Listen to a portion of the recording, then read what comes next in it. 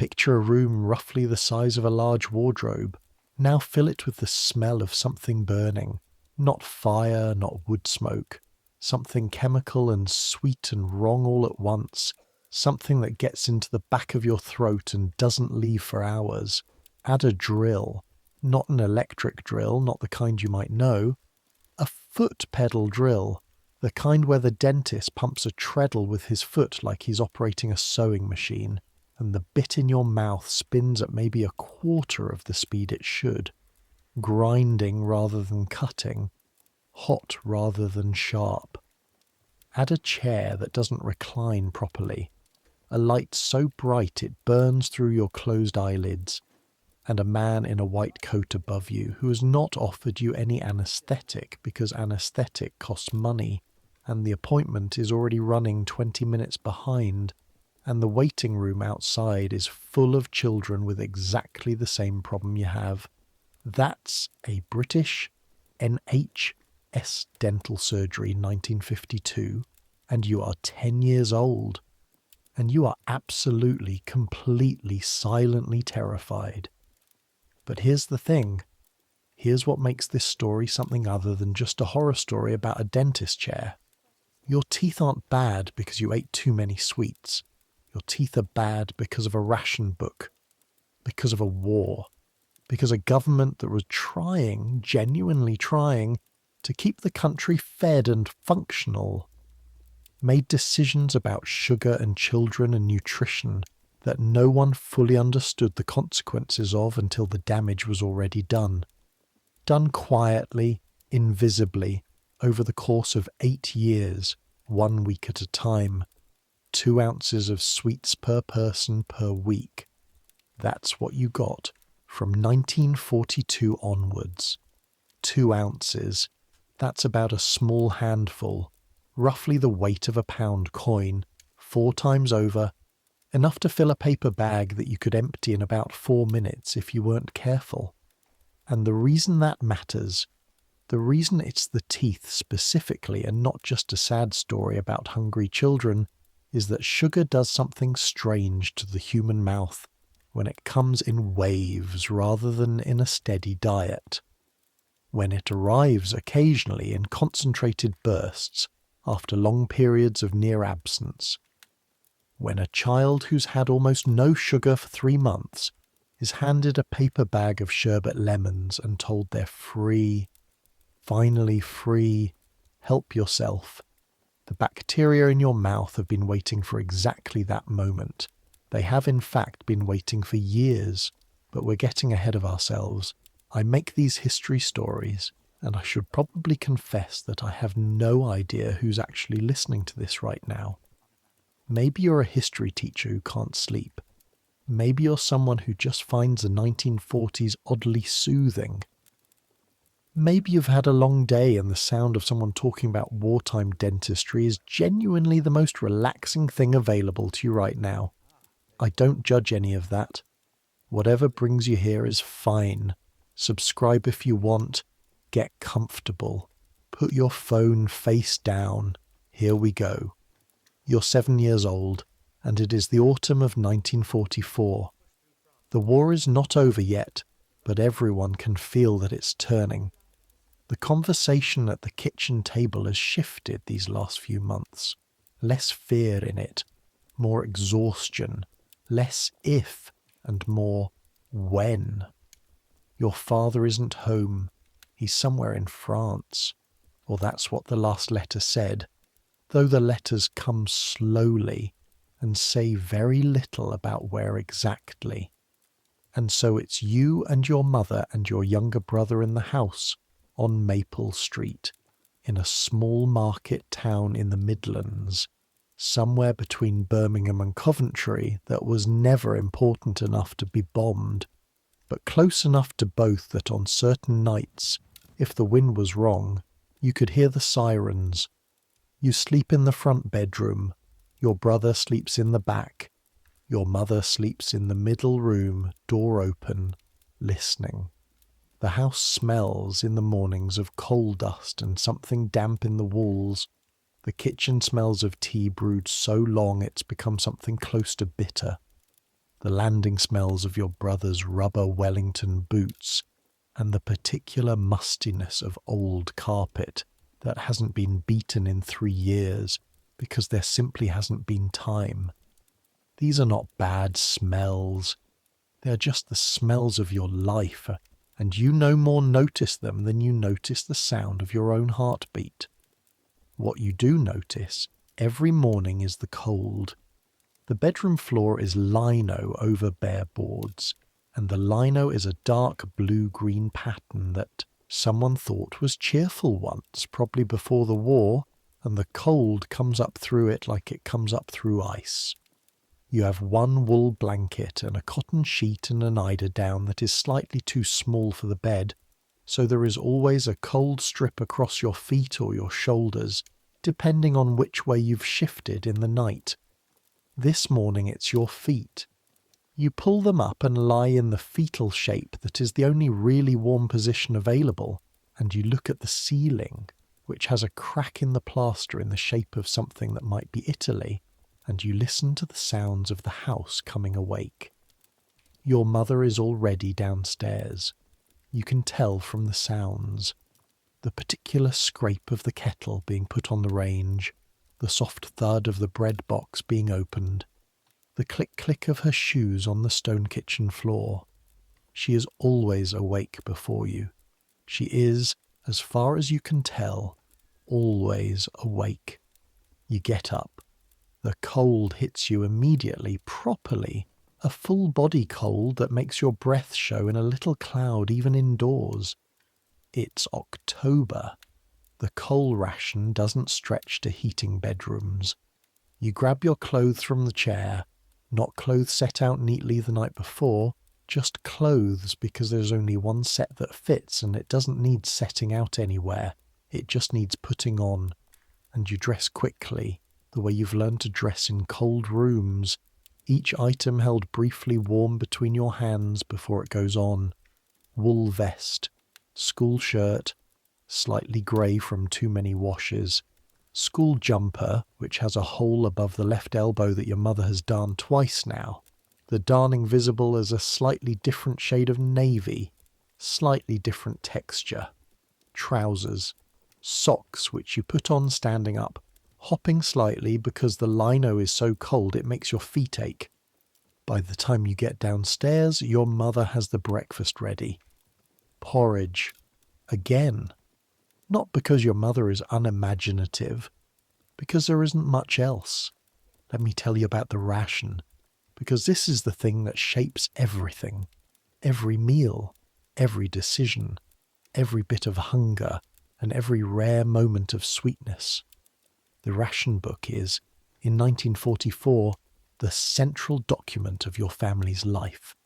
It is small, drab, government beige, and it contains pages of little coupons in different colours, buff for bacon and ham, blue for other foods, pink for sweets. Your mother keeps it in the kitchen dresser drawer, next to the string she's saving in case it comes in useful, and she treats it with more care than she treats almost anything else in the house. Each week you get bacon or ham 4 ounces, butter 2 ounces, cheese 2 ounces, sometimes up to 8 during peak production, margarine 4 ounces, cooking fat 3 ounces, milk 3 pints, sometimes less, sugar 8 ounces, half a pound. Enough to sweeten roughly 40 cups of tea, or make 1 small cake, or fill approximately half a jam jar. Meat, 1 shilling's worth, which in 1944 buys you something modest. Bit of mince maybe, or a small chop that you can make last 2 days if you're careful. Tea, 2 ounces. Eggs, 1 per person per week, when available. Sometimes less. And sweets, 2 ounces. The sweets ration was introduced in July 1942. Before that, sweets were simply available, if expensive and sometimes scarce. But from July 42 onwards, 2 ounces per person per week, every week until further notice. 2 ounces of sweets for a 7-year-old is a very specific kind of grief. Not dramatic grief, not crying grief, just the low, steady ache of something that should be there and isn't. Your mother puts the porridge in front of you. It's made with water, not milk, because the milk ration goes to your brother who is 4 and who needs it more, and it's thickened enough to be filling even if it tastes of almost nothing. She has put a small drizzle of golden syrup on top. Golden syrup is not rationed. Golden syrup is one of the small mercies of the war, and you take the first bite carefully, making sure to get a bit of the syrup in every mouthful. Eat properly, your mother says, not unkindly. You'll be late. She's standing at the range drinking her own tea, which has no sugar in it because she has given her sugar ration to your brother. She has been giving her sugar ration to your brother for 2 years. You found this out by accident last winter when you overheard her telling Mrs. Dawson from number 14 that she'd forgotten what sweet tea tasted like. She said it lightly, like it didn't matter. You've thought about it a lot since then. The walk to school is 12 minutes if you go the direct way along the high street, 8 minutes if you cut through the alley behind the butcher's, and 15 minutes if you go the long way past the park, which you occasionally do in summer but not in October, because the long way has no shelter and the wind comes straight off the fields and cuts right through the wool jumper with the darn above the elbow. Today you go the direct way. The high street in the autumn of 1944 looks like a version of a high street that's been edited, like someone has gone through it with scissors and removed certain elements and left the gaps. The baker's is open, but the window display, which before the war your mother says had 3 tiers of bread and cakes and things dusted with icing sugar, now has 4 loaves arranged in a row and a small card saying National Loaf, which is the government-mandated brown bread that everyone eats now because white bread uses more wheat. It tastes like something important is missing from it. You're old enough to remember, just barely, the particular softness of white bread. You think about it sometimes. The grocer's is open, the ironmonger's is open, the post office is open, the sweet shop. Mellings it's called. It's been there since before the First World War, your grandmother told you that. Said her mother used to take her there. The sweet shop is open, technically. You stop in front of it on the way to school and look at the window display for about 30 seconds, which is the maximum amount of time you've allotted yourself before you'll be genuinely late. The jars are still there. That's the thing. The jars are still there on the shelves, the big glass jars with the screw-top lids, and some of them still have sweets in them. Pear drops, lemon sherbets, aniseed balls. But the jars are not full. They're perhaps a quarter full, and where there used to be, by your mother's account, 30 or 40 different kinds of sweet, there are now maybe 12, and next to some of the jars there are little cards, price firm, 2 ounces per week, per person, ration books required. Mrs. Melling herself is behind the counter. She's a small woman with a grey permanent wave who wears the same brown cardigan every day, and who, if you come in on a Friday with your coupon, will weigh out your 2 ounces with a precision that you suspect she has practised so that she never, by accident, gives anyone a single extra gram. She nods at you through the glass. You nod back. You keep walking. School is a Victorian brick building with windows set too high to see through from inside, which your teacher, Miss Atwell, says was deliberate so that children would pay attention to their lessons instead of looking at the street. The building smells of chalk and wet wool and something faintly carbolic. The caretaker, Mr. Briggs, mops the corridors with something that smells of antiseptic, and he mops them every morning, whether they need it or not. Your class is 24 children between the ages of 7 and 9, because the teacher shortages have meant mixing age groups, and Miss Atwell handles this with a kind of organised efficiency that you will only appreciate in retrospect 20 years later when you have children of your own and understand what it costs to stay calm when you're tired and under-resourced and responsible for 24 small people. There are things about your classmates' bodies that you notice in the way children notice things, without judgment, just as facts of the world. Peter Barrow has a thin neck, not sick-looking, just thin, the kind of thin that means his shirt collar gaps even when it's buttoned. He is the oldest in the class, but not the biggest. His family is large, 5 children, and you know from his lunchbox what 5-child families eat in 1944, which is bread, generally, and a scrape of something, sometimes nothing. Helen Simmons has a cough that's been going since September. The cough produces no concern among the teachers because half the children have something similar. The combination of cold houses, insufficient food, and buildings with inadequate heating creates a low level of respiratory illness that everyone treats as simply normal. Helen sits behind you and you can hear her throughout the day. A soft, patient cough, not dramatic, not productive, just persistent. Malcolm Green, who sits to your left, has a dark stain on one of his front teeth. It's been there since you first knew him, or at least since last spring when you first noticed it.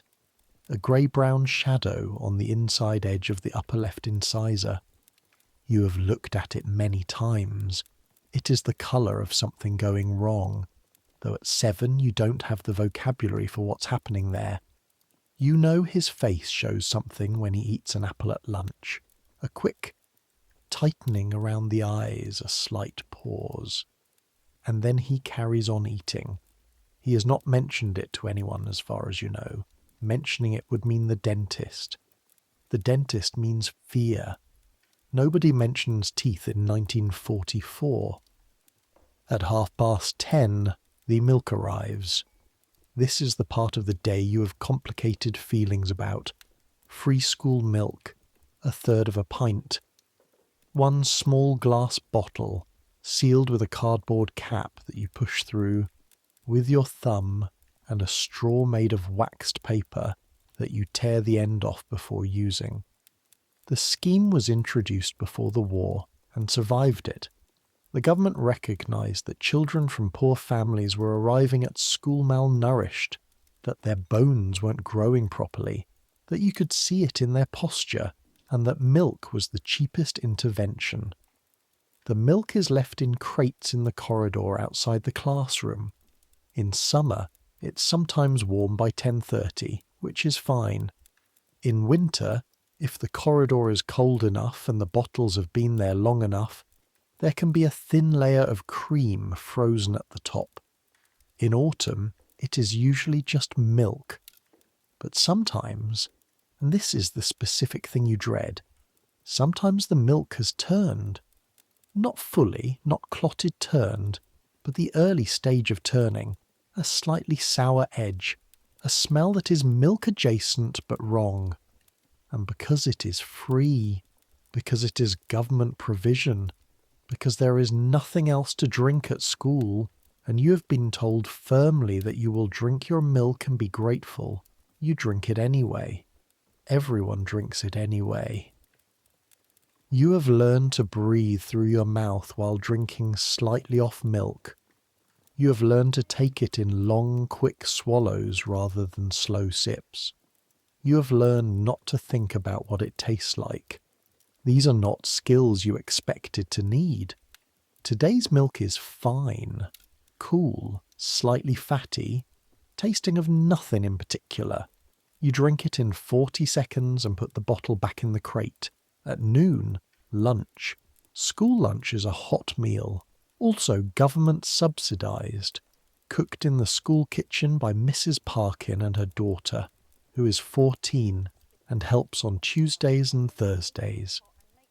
The meal is always something that can be made in large quantities from available ingredients, something with barley or potato or tinned tomatoes, a pudding that is usually semolina or rice pudding or something involving sweat.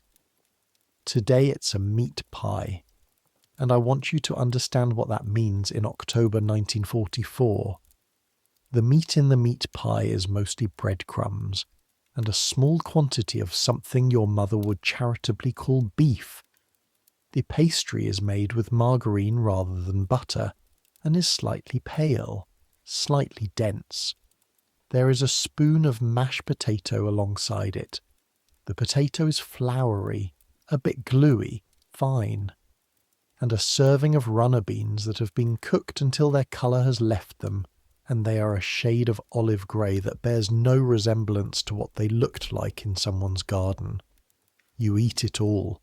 Every single child in that dining hall eats everything on their plate, because in 1944 you do not leave food. This is not a rule that gets explained. It does not need explaining. The idea of leaving food on a plate is as incomprehensible as the idea of leaving your shoes in a puddle. The food is there. You eat it. But here is what's missing from lunch. What's always missing. Sweetness. Not just a pudding, though the rice pudding is, if you're lucky, slightly sweetened. But sweetness as a sensation. Sweetness as a comfort. The particular pleasure of something that is just sweet, without apology, without nutritional purpose, without being carefully portioned and weighed in exchange for a coupon. The children of the 1940s are not, in most cases, actively hungry. The rationing system is in many ways a marvel of logistics. It keeps the population fed, keeps nutrition levels from collapsing, distributes what's available as fairly as bureaucracy can manage. The ration is calorie sufficient for a working adult or close to it. Children get extra allocations of certain things. More milk, more orange juice if they're under 5, cod liver oil that every child in the country seems to have vivid and horrible memories of. But the sweetness is gone. And the human body, particularly the human body of a 7-year-old, notices its absence the way you notice the absence of music in a room that usually has it. Not as pain, as a shape, a missing shape where something used to be. Let me tell you about sugar and teeth, because this is the part that sounds like it should be simple. Less sugar means healthier teeth, obviously, we all know that. And it's not simple at all. It's actually one of those historical situations where the story runs directly against what you'd expect. And when you understand why, it tells you something remarkable about how the human body works. During the period of strictest rationing, 1942 to 1949, the consumption of sugar in Britain dropped by roughly half compared to pre-war levels. 8 ounces of sugar per person per week is about 220 grams. Before the war, the average British person was consuming somewhere between 400 and 500 grams of sugar per week. When you added up biscuits and cakes and sweets and jam and the sugar in drinks, during the war, that dropped dramatically. And you'd naturally think, that this would mean the generation of children growing up during rationing would have excellent teeth. Some of them did. But here's the thing about bacteria. Here's the thing about Streptococcus mutans, which is the specific bacteria most responsible for tooth decay. It's an organism that feeds on sugar and produces acid as a byproduct. The acid eats the enamel. That's the whole mechanism of a cavity stripped down to its core. Sugar arrives, bacteria eat it, acid forms, enamel dissolves, hole appears. But bacteria are adaptive, opportunistic. When the sugar supply drops, they don't die. They wait. They colonize the surface of the teeth in biofilm layers, which are plaque, and they exist in a kind of metabolic patience, ready. waiting for the environment to change, and the environment in 1949 changed. April 24th, 1949. You're 12 years old. You're standing in the queue outside Melling's sweet shop at 7:45 in the morning, and the queue goes down the high street and around the corner and past the post office, and you've been standing in it since 7:15 because everyone knew, everyone had read it in the newspaper, that today was the day. Sweets are off ration. For the first time since July 1942, for the first time in nearly 7 years, the queue is almost entirely children. Not exclusively. There are some adults, sheepish-looking adults, mostly men who have perhaps waited as long as the children have in a different way, but mostly children. Some of them are your age, some are younger, 10 or 11, who genuinely cannot remember a time before the ration. They know sweets exist in theory. They have had their 2 ounces per week.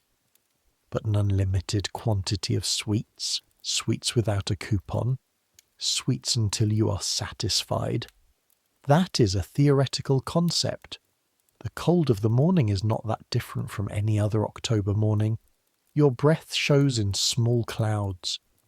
The girl in front of you, who you recognise vaguely from the grammar school, is bouncing slightly on the balls of her feet. The boy behind you has his hands in his pockets and is trying to look casual and failing completely. At 8 o'clock precisely, Mrs. Melling opens the door. But wait, let me take you back a few years before we get to that morning. Because the story of what rationing did to 1940s children's teeth isn't just the story of one morning in April 1949. It's the story of the years leading up to it. The years of the 2-ounce week, the strategies and the substitutes and the black market transactions, and the strange, quiet ingenuity of people who are sweet deprived and will not simply accept that fact lying down. It is 1943. You are 6. Your grandmother lives 2 streets away, in a house that smells of coal and lavender and something deeper, warmer, animal. The smell of a house that has been lived in by one person for 40 years. She's 71, small, with hands that are always slightly cold, and a face that is kind in the way that old kindness is kind. Not sentimental, not performative, but practical. She will give you her last biscuit without making a fuss about it. She'll let you sit in her chair by the fire for exactly as long as you need to. She'll tell you when you're being an idiot in a tone that makes it a piece of useful information rather than a criticism. Her name is Edith, though you call her Gran, and she has 2 ounces of sweets per week, same as everyone else.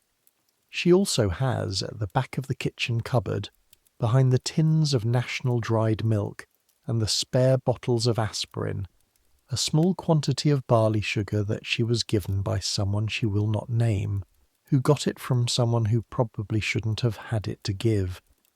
This is not illegal exactly, or rather the sweets themselves aren't illegal. Black market sugar is. Sweets obtained through means other than the ration system exist in a legal grey zone that everyone quietly ignores, because the alternative is being the kind of person who reports their neighbours to the Ministry of Food, and nobody wants to be that person. Gran gives you a piece of the barley sugar on Saturdays. 1 piece.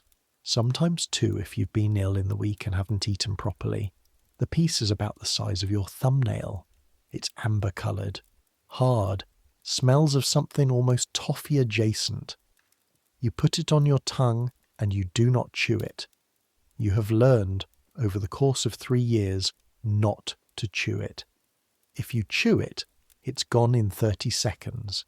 If you suck it slowly, moving it from one cheek to the other, rolling it carefully on your tongue when it starts to stick, you can make it last 8 minutes, sometimes 10. 10 minutes of sweetness in a week, and then nothing. You walk home from Gran's with your mouth still slightly sticky, still faintly sweet, and you try not to think about how long 7 days is. There are substitutes, of course. There are always substitutes in wartime Britain. The Ministry of Food, which was run by a man named Frederick Markis, 1st Earl of Woolton, Lord Woolton everyone called him, the nation's most famous caterer of necessity, produced an extraordinary volume of leaflets and radio broadcasts and newspaper columns devoted to making the available food palatable, to creating sweetness from ingredients that were not in their natural state sweet. Saccharin tablets, little white tablets about the size of an aspirin that dissolved in liquid and produced sweetness without calories, without sugar, without the involvement of the bacteria that feed on sugar. You have been given saccharin tablets in your tea since 1941. Your mother uses them too. The taste is not the same as sugar. It's close at first, for the first second, but there's an aftertaste, something slightly metallic, slightly artificial at the back of your throat. You notice it especially when the liquid has cooled down. Hot tea with saccharin tastes almost acceptable, but warm tea with saccharin has a bitterness to it that you associate in 1944 with the general atmosphere of not quite rightness that characterizes the war years. Not bad, not suffering, just not right. Your grandmother refuses saccharin categorically. Chemicals, she says, which is, strictly speaking, an accurate description of sugar as well, but is not what she means. What she means is that she does not want to adapt. She wants sugar. She will either have sugar or have nothing, and she has been having nothing for 4 years, and this is her small private act of resistance. There is also golden syrup, which is not rationed. Golden syrup is made from refined sugar syrup and treacle, and is theoretically less scarce than granulated sugar, though its supply is inconsistent. When your mother can get golden syrup, she uses it in everything, in porridge, in the occasional baking she does on Sunday afternoons when there are the right ingredients, in the sweat pudding she makes every few weeks, the one that fills the kitchen with steam and smells of something warm and thick and almost like comfort. Golden syrup tastes different from sugar. It is sweeter in a different way, darker, more complex, slightly caramel. You like it more than sugar, actually, though you wouldn't know this because you haven't had enough sugar to make the comparison properly. Carrots are sweet. This is something that the Ministry of Food discovered, or rather rediscovered, and promoted with the kind of cheerful desperation of an organisation trying very hard to maintain morale. Carrot fudge, they suggested, carrot pudding, carrot cake. On VE Day, May 1945, we'll get there. There were vendors selling carrots on sticks as a kind of victory treat, because carrots were available and unrationed, and if you haven't had a proper sweet in years, a carrot on a stick is something. You have eaten carrot fudge. It is not fudge. It is carrots with saccharin in it, pressed into a fudge shape. It is tolerable. It is the kind of food that a hungry child eats without complaint, which is not the same as the kind of food a child enjoys. But here's what's actually happening to your teeth during these years of near-sugar absence. And I want to stay with this for a moment because it's genuinely complicated. Your enamel is developing. From birth through to your mid-teens, your permanent teeth are forming inside your jaw, laying down layer after layer of enamel in a process that depends critically on nutrition, specifically on calcium, obviously, which is why the milk ration was so carefully guarded for children, but also on vitamin D, which helps with calcium absorption, and on phosphorus, and on the general health of the body, which in wartime is often compromised in ways too small to be individually diagnosable, but cumulatively significant. The vitamin D question is important. Children in Britain in the 1940s are receiving supplemented cod liver oil through the National Milk and Welfare Scheme. Every child under 5 is entitled to free cod liver oil, and the government distributes it through infant welfare centres with an enthusiasm that suggests they know something about its importance. The cod liver oil tastes terrible. Every child who received it remembers the taste for the rest of their lives. It tastes of fish that has been left in the sun, concentrated, and then placed directly on the most sensitive part of your tongue. It lingers for hours, but it contains vitamin D, and the children who received it, by and large, have slightly better formed enamel than those who didn't. You are old enough, in 1944, that you've graduated from cod liver oil to a more general school nutrition provision. You are in the gap, too old for the infant welfare centre, too young for your body to have finished the enamel development that was supposed to happen in good nutritional conditions. Your molars are forming, quietly, invisibly, in the jaw that holds your milk teeth. Your second set, the permanent ones, the ones you will need, if you take care of them, for the next 60 or 70 years. They are forming in a body that is slightly short of calcium, slightly short of vitamin D, well supplied with carbohydrates in the form of the national loaf and school porridge and barley pudding and the other starchy foods that constitute the bulk of the wartime diet. The carbohydrates are not sugar, not the kind that directly fuels the acid-producing bacteria, but they are a substrate, a foundation, and the bacteria are patient.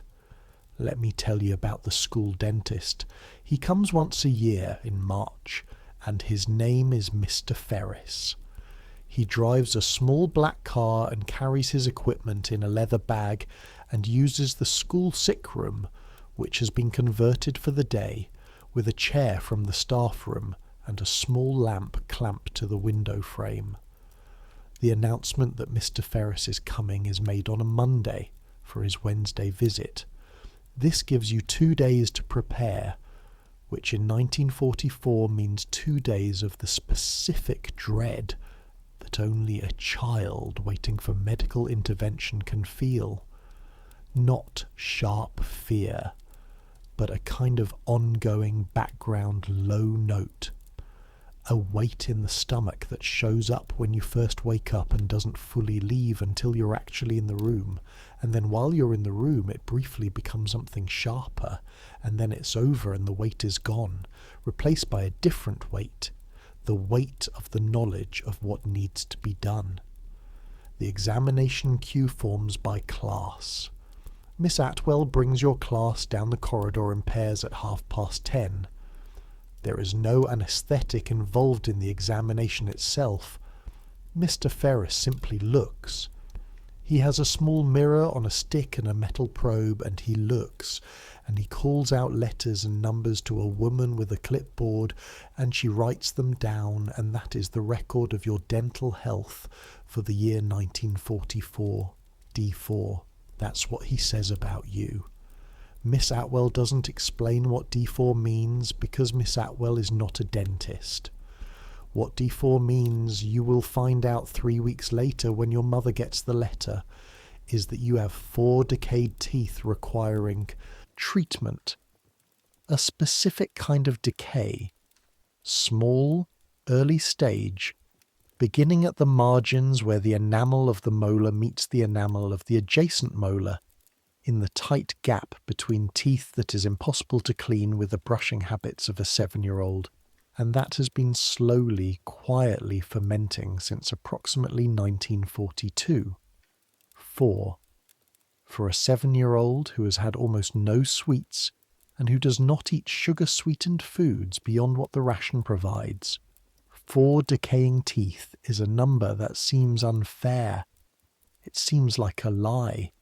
It seems like the kind of number that should apply to children who eat biscuits all day and put jam on everything. Except it's not unfair. Or rather, it is unfair, but the unfairness isn't about your behaviour. It's about your food environment, your vitamin intake, the formation quality of your enamel, the specific starches and acidic foods that have taken the place of the sugars you're not getting. The national loaf contains more fibre than white bread, but also more phytic acid, which binds calcium and reduces its absorption. The saccharin in your tea has no calories, but it keeps your mouth in a slightly acidic state. The apple you get occasionally, because apples are not rationed, is healthy in many ways and not great for your enamel in others, because fructose is still sugar and malic acid is still acid. None of this was known, or not fully known, in 1944. The dentists saw what they saw. The numbers. The prevalence of decay in children who, by the logic of the era, shouldn't have decay in teeth. What they didn't fully understand yet was that they were looking at the long-term effects of deprivation combined with the biology of an organism that had not evolved to live without sugar and was adapting to its absence in ways that were not, in every case, positive. Your mother takes you to a dentist in Birmingham on a Thursday afternoon in April, not Mr. Ferris. Mr. Ferris is the school dentist, the inspection man. The treatment requires someone with the equipment to do something about the 4 D-rated teeth, and the nearest NHS dental surgery to your town is in Birmingham, 20 miles away, reachable by bus. The bus smells of damp coats and cigarette smoke. You sit next to your mother by the window and watch the Midlands go past. Fields that are given over mostly to crops now, not pasture. The occasional village, the skyline of Birmingham approaching, a dark horizon of chimneys and rooftops that seems to rise up from the ground like something geological.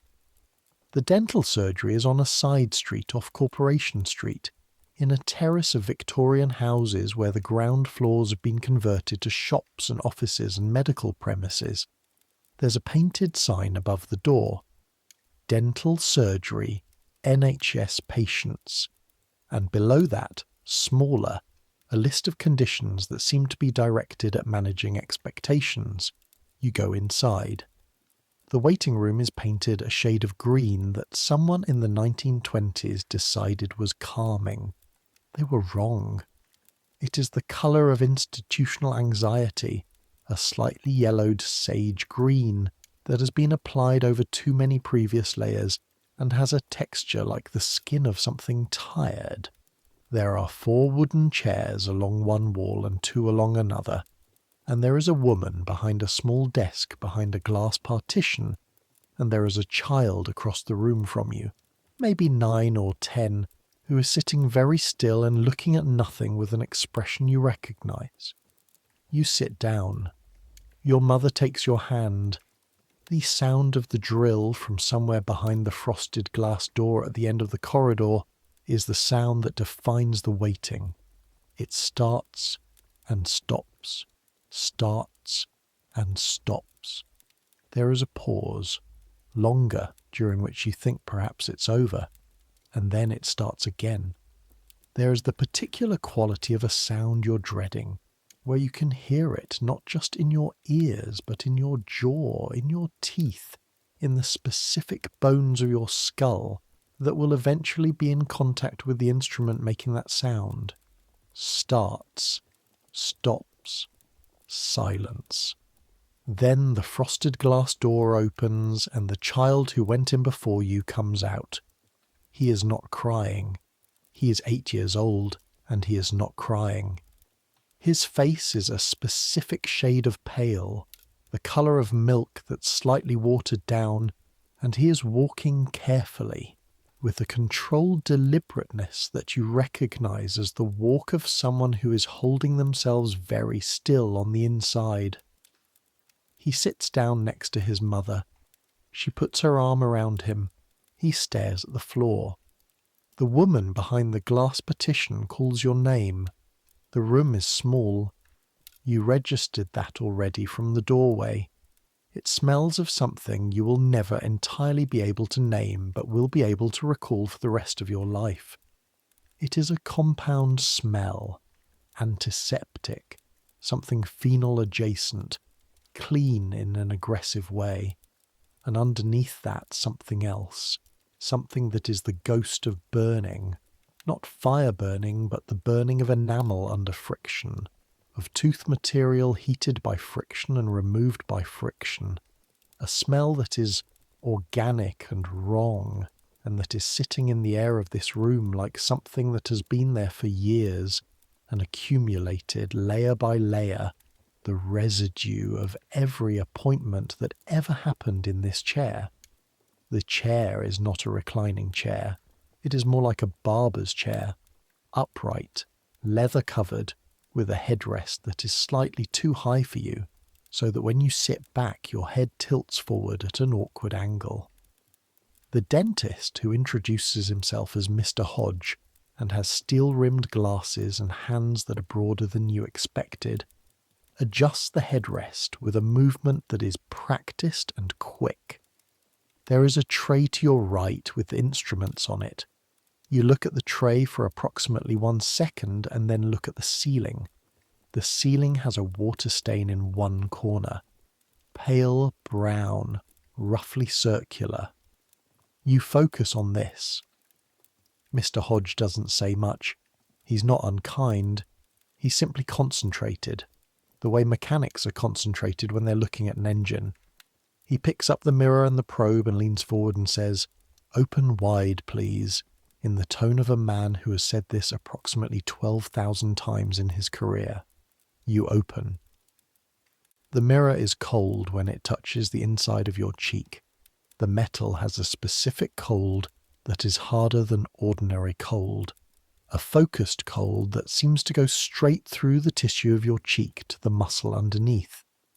The probe, when it touches your teeth, sends small telegrams of sensation to your brain. Not pain, exactly. Not yet. More like information. This tooth, this spot, this is where attention is needed. Then the probe finds the place. The particular spot between the molars, the one you didn't know about and now know about completely. It sends a signal that is sudden and sharp and that makes your whole body want to pull away from it. That primal, involuntary movement of an organism away from threat. You stay still. Says Mr. Hodge. He makes several marks on a chart. He dictates something to a nurse you hadn't fully registered as present, who is standing to his left with a clipboard. "Right," he says. "We'll start today. You've got a couple that want dealing with before they get any worse." Before they get any worse. No anaesthetic. Not for a child in 1944 with 2 small cavities and an NHS appointment. Anaesthetic involves an injection, which involves more time and more materials and a judgment call about whether the work in question is significant enough to warrant it. Mr. Hodge makes the calculation quickly, with the speed of someone who makes it 16 times a day, and the calculation resolves against the injection. He picks up the drill. The drill in a 1944 NHS dental surgery is a belt-driven instrument. The belt running from a motor to the handpiece, the handpiece connected by a flexible cord that has a specific give to it, a slight resistance. It is not the high-speed air turbine drill of later decades, spinning at 400,000 revolutions per minute and cutting enamel so quickly you barely feel the pressure. This drill operates at perhaps 3,000 revolutions per minute on a good day, which means it cuts slowly, which means there is time during the cutting for heat to build up. for the sensation to travel from the tooth to the nerve, for the nerve to register what is happening and send that registration upward through the jaw and into the skull where you experience it. The sound begins. It begins as a low hum from the motor, and then as the bit contacts the enamel, it rises to a pitch that you feel as much as hear, felt in the jaw, in the cheekbones, in the place behind your eyes that you didn't know had a sensation until now. It is a pitch that seems to operate below and above normal hearing simultaneously, a frequency that communicates directly with something ancient in the nervous system. And then comes the sensation. It is not pain in the way a cut is pain, or the way a bruise is pain. It is the sensation of pressure combined with heat, combined with something that is almost like taste. Because enamel, when it's being drilled, releases a compound that registers in the mouth as something mineralic, something that tastes of the inside of your own body. You will never be able to describe this taste to anyone who hasn't experienced it. It is the taste of your own teeth. You grip the armrests. Your hands are very small on the armrests. The leather is cold under your fingers and slightly rough, and you grip it with the specific grip of someone who's decided that their hands, at least, will not move. Mr. Hodge works. He is efficient. He does not talk during the procedure, except occasionally to say spit, when the accumulation of debris and saliva in your mouth reaches a level that requires the small metal suction cup that the nurse holds to the side of your cheek. The suction makes a soft sound, almost gentle, incongruous with everything else in the room. When he fills the cavity, a mixture of silver amalgam, packed in with a small instrument, pressed flat, the instrument leaving small marks in the soft amalgam that will harden into permanent channels.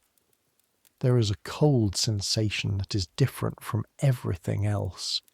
The amalgam is mixed from powder and liquid immediately before use, and is cool at first, then ambient, then slightly warm, then it sets, and as it sets it presses very slightly against the walls of the cavity, which is the most unsettling physical sensation so far, the feeling of something filling a space inside your own body. "All right," says Mr. Hodge, "rinse and spit. The water is pink when you spit it into the small basin by the chair. Not much, just enough to carry the residue." "Good," he says. 2 more when you come back Thursday. Keep away from anything very hard for 24 hours. That's it. That's the whole experience. Not brutal, not dismissive, just functional. A working man doing a necessary job under the constraints of time and resources. You stand up, your legs are fine, your hands have stopped shaking. The tooth that he filled feels thick and odd in your mouth, the way a tooth feels after dental work, larger than it should be, occupying more space in your awareness than it usually does. Your tongue keeps going to it. Your tongue investigates it, maps its new geography, the slight ridge where the amalgam meets the enamel, the filled hollow. You go back to the waiting room. Your mother stands up when she sees you. "All right," she says. "Yes." This is the conversational style of the 1940s, which is not cold but is economical. Things that need saying get said. Things that are understood don't need to be articulated. Your mother knows you're not all right in the sense of having had a pleasant time. She also knows you're all right in the sense of being ambulatory and functional and not in serious distress. The question meant the second thing, and the answer addressed the second thing, and both of you understand this perfectly. She takes your hand as you leave. Outside, the Birmingham air is full of coal smoke and the smell of the canal somewhere nearby. A particular flat mineral smell, slightly metallic, overlaid with the exhaust of the few cars and lorries on the street. You breathe it in, and it tastes better than anything in the dental surgery. Your mouth still tastes of your own teeth. You think, on the bus home, watching the fields appear again as Birmingham dissolves behind you, that this is the worst thing that has happened to you in recent memory. And then you think about your father being in France, wherever in France he is, and you recalibrate. You have a sore mouth. He has a war. But still. 4 decayed teeth, 8 years old, 2 ounces of sweets per week, and 4 decayed teeth. The unfairness of it sits with you for longer than the pain does. It is important here to pause and tell you something about the broader picture, about what was happening to the teeth of an entire generation, not just yours.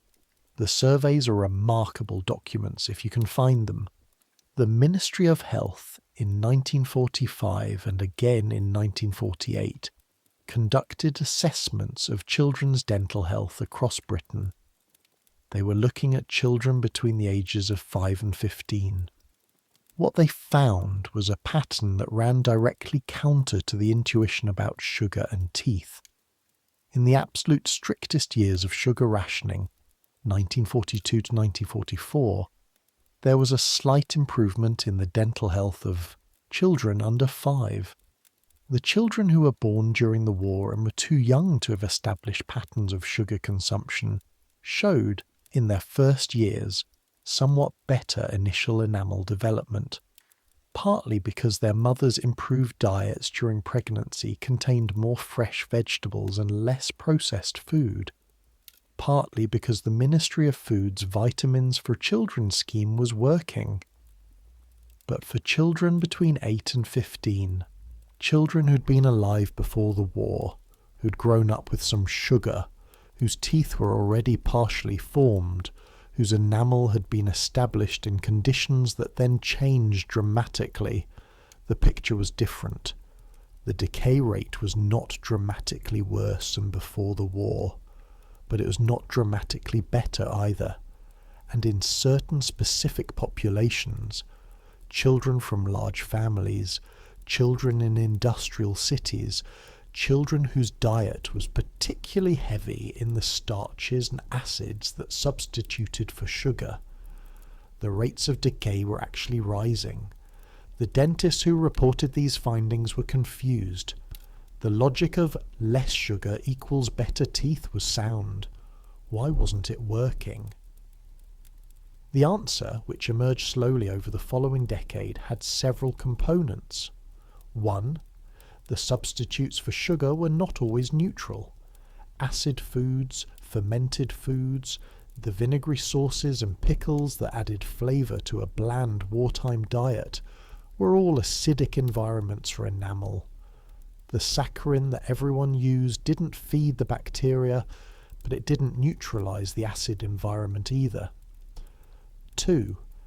Dental hygiene during the war was compromised in ways that weren't directly related to food. Toothbrushes required bristles, pig's bristles mostly before nylon became available, and pig's bristles required pigs, and pigs were food, and the production of toothbrush bristles was not considered a priority compared to the production of food.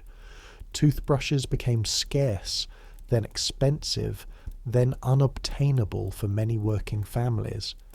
Toothpaste was rationed, then produced in smaller tubes, then substituted with tooth powder that was an uncomfortable and less effective experience. Children were brushing their teeth less, with less effective equipment, in conditions where they were less likely to be supervised about it. Your mother tells you to brush your teeth every morning. She is telling the truth. But your toothbrush is 18 months old, and the bristles have collapsed into a shape that doesn't effectively clean the surfaces it's supposed to clean, and the tooth powder you're using has a chalky texture that makes you rush through the process to get it over with. 3. And this is the one that matters most. the one that explains the dentist's offices full of children in 1944, the structural inequality of dental care. Before the National Health Service was created in 1948, dental treatment was expensive. Fillings cost money. Extractions cost money. NHS dentistry was not available to everyone yet, and for many families the calculation was not fill or extract, but treat or not treat. The answer, for many families in many circumstances, was not treat. You go to the dentist when the pain becomes impossible. You don't go for prevention. Prevention is a luxury. The children of the 1940s are disproportionately the children of people who could not afford prevention. This is, in the end, a story about class more than it is a story about sugar. But we will come back to that. It is May 8th, 1945, VE Day, victory in Europe. You're 8 years old and your father is coming home. Not today. The logistics of demobilization are complex and will take months, but the fact of his coming home, which is no longer theoretical, no longer a rumour dressed as hope, but is an established fact, an administrative process underway, is in the air of everything today. Your town, which has spent 4 years being quietly, determinedly, exhaustedly functional, allows itself to be briefly ecstatic. There are flags. The Union Jacks that have been folded away in drawers and wardrobes for the duration come out of drawers and wardrobes and get hung from windows and tied to lampposts with whatever ribbon or string is available. And the effect is slightly chaotic and entirely joyful.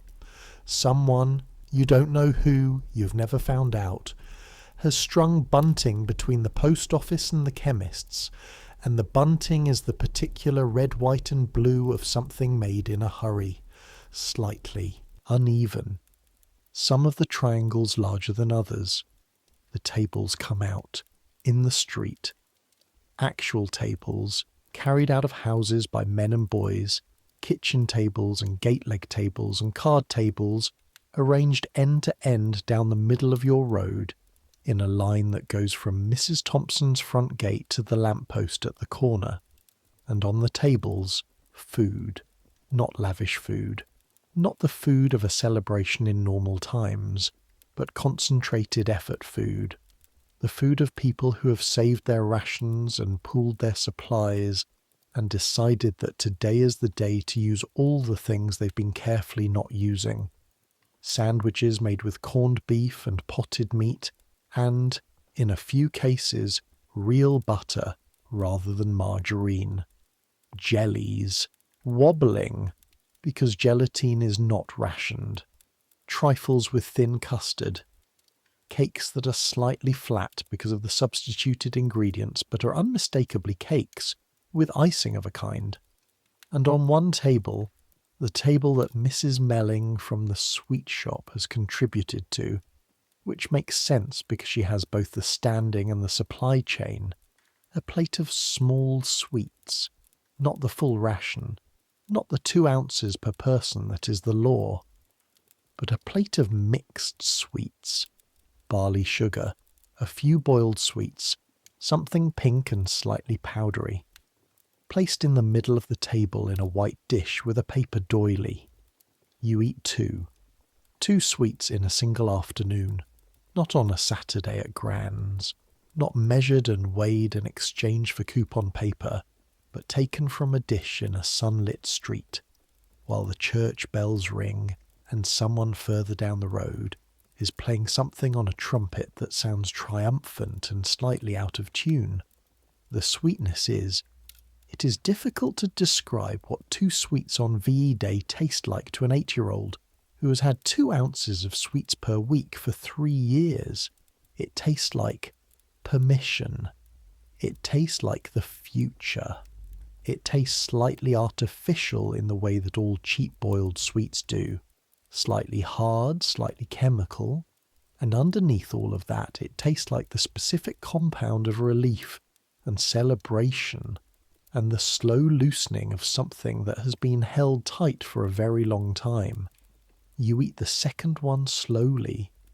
You are aware, as you eat it, that this is an occasion, that you are living inside something that will later be history. You don't have the vocabulary for this at 8, but you have the sensation. The afternoon is warm. Someone's wireless has been carried outside and placed in a window, and the news comes out of it in bursts. People are dancing at the end of the road. Not organised dancing, just movement that is joy expressed physically. 2 women spinning each other in a circle, a man doing something that might be a jig in front of the lamppost. Your mother is standing with Mrs. Dawson from number 14, and they are both crying, and they are both laughing, and they are holding each other both laughing, and they are holding each other's hands, and you understand perfectly that this is not embarrassing or excessive, but is simply what 4 years of fear being released feels like. You go back to the table and look at the sweet dish. 1 left. You take it. You don't think anyone will mind. The years after V-Day are not the years of immediate abundance. This is a thing that surprises the people who lived through it. You thought, after V-Day, that things would go back, that the rationing would end, that the shops would fill up, that you'd wake up one morning and the world would have the feel of before the war, the texture of it. What actually happens is slower, more complicated, more disappointing in a specific way that is different from wartime disappointment. Wartime disappointment has context. There's a reason for it. There's an enemy and a cost and a shared purpose. Post-war disappointment is orphaned disappointment. The suffering has lost its meaning because the cause is over, but the suffering hasn't finished yet. In 1946, bread is rationed for the first time. Bread was not rationed during the war. This is, in retrospect, a remarkable achievement by the Ministry of Food. Bread, the staple, the thing on every table, was kept available throughout the conflict, and then, in peacetime, they rationed it. Because the global wheat supply had been disrupted, because Europe was starving and Britain was sharing what it had, because the administration of abundance had turned out to be harder than the administration of scarcity. The bread ration lasts until 1948. The sweets ration is still 2 ounces per week. You're 9 in 1946, 10 in 1947, 11 in 1948, when bread finally comes off ration and everyone feels like they've passed a test, like something important has been demonstrated. 12 in the spring of 1949, when the announcement comes. April 24th, 1949. Sweets are off ration. Let me tell you what this sounds like in your kitchen. Your mother reads it in the newspaper at breakfast, and she reads it aloud. She reads interesting items aloud. She has always done this. It is one of her habits, reading things aloud from the newspaper as she eats her toast, and you have grown up knowing that this is how significant information arrives in your household. And when she reads this one, she pauses. Sweets off ration, she says, from Monday. This is the Wednesday. You look up from your porridge. Your brother, who is 9 and has no meaningful memory of pre-war sweets, looks up from his bread. All sweets, you say? Apparently. No coupons? Apparently not. Your brother says, how many can we get? Your mother says, with the specific honesty of a woman who has spent 4 years managing expectations, we'll see. The 3 days between Wednesday and Monday are long. Monday morning, 7:15. You're standing outside Mellings, and the queue is around the corner. You've not been this early for anything except once when you were 6, and there was a rumour of a circus coming to the field past the church, and you dragged your mother out at 6 in the morning to get a spot, and the circus didn't come. That particular early rising has the flavour of disappointment. This one is different. At 8 o'clock, Mrs. Melling opens the door. She is restocked. She has, somehow, through suppliers and distributors and the mechanisms of a market that has been waiting for exactly this moment, filled the jars. The jars are full. Full in a way they haven't been since before the war. Pear drops, amber and sugar dusted, lemon sherbets, yellow, dusty, sharp, aniseed balls, hard and dark, pineapple chunks, strawberry creams, mint humbugs, licorice all sorts. You stand at the counter and stare. The girl from the grammar school, who's been in front of you in the queue, is pointing at things and naming them, and Mrs. Melling is scooping them into paper bags, and when it's your turn you have the specific cognitive difficulty of a person who has been given unlimited choice for the first time in years. What do you want? All of it. That's the honest answer. But you have 1 and 6 in your pocket, which is what your mother has given you, and you stand there for a moment calculating. "Take your time, dear," says Mrs. Melling, and there's something in her voice, not impatience, but something, a slight note of something she's managing, that suggests she said this about 30 times already this morning. You point at the pear drops, she scoops. You point at the sherbet lemons, she scoops. The bag weighs more than 2 ounces, dramatically more. The bag is heavy. You hold it in both hands on the way home, and it has a substantiality to it that feels almost ceremonial, like you're carrying something that matters more than its physical weight suggests. You eat 6 pear drops on the walk home. This is a mistake. Not because the pear drops don't taste extraordinary. They do. They taste of the specific compound of the thing they're named after, combined with the sweetness of the sugar coating, combined with the slight chalky residue that pear drops leave on your tongue. They taste of something that you have been missing without fully knowing you were missing it. And the first one produces an involuntary physical response. Your eyes close, briefly, and you exhale through your nose. And this is not theatrical.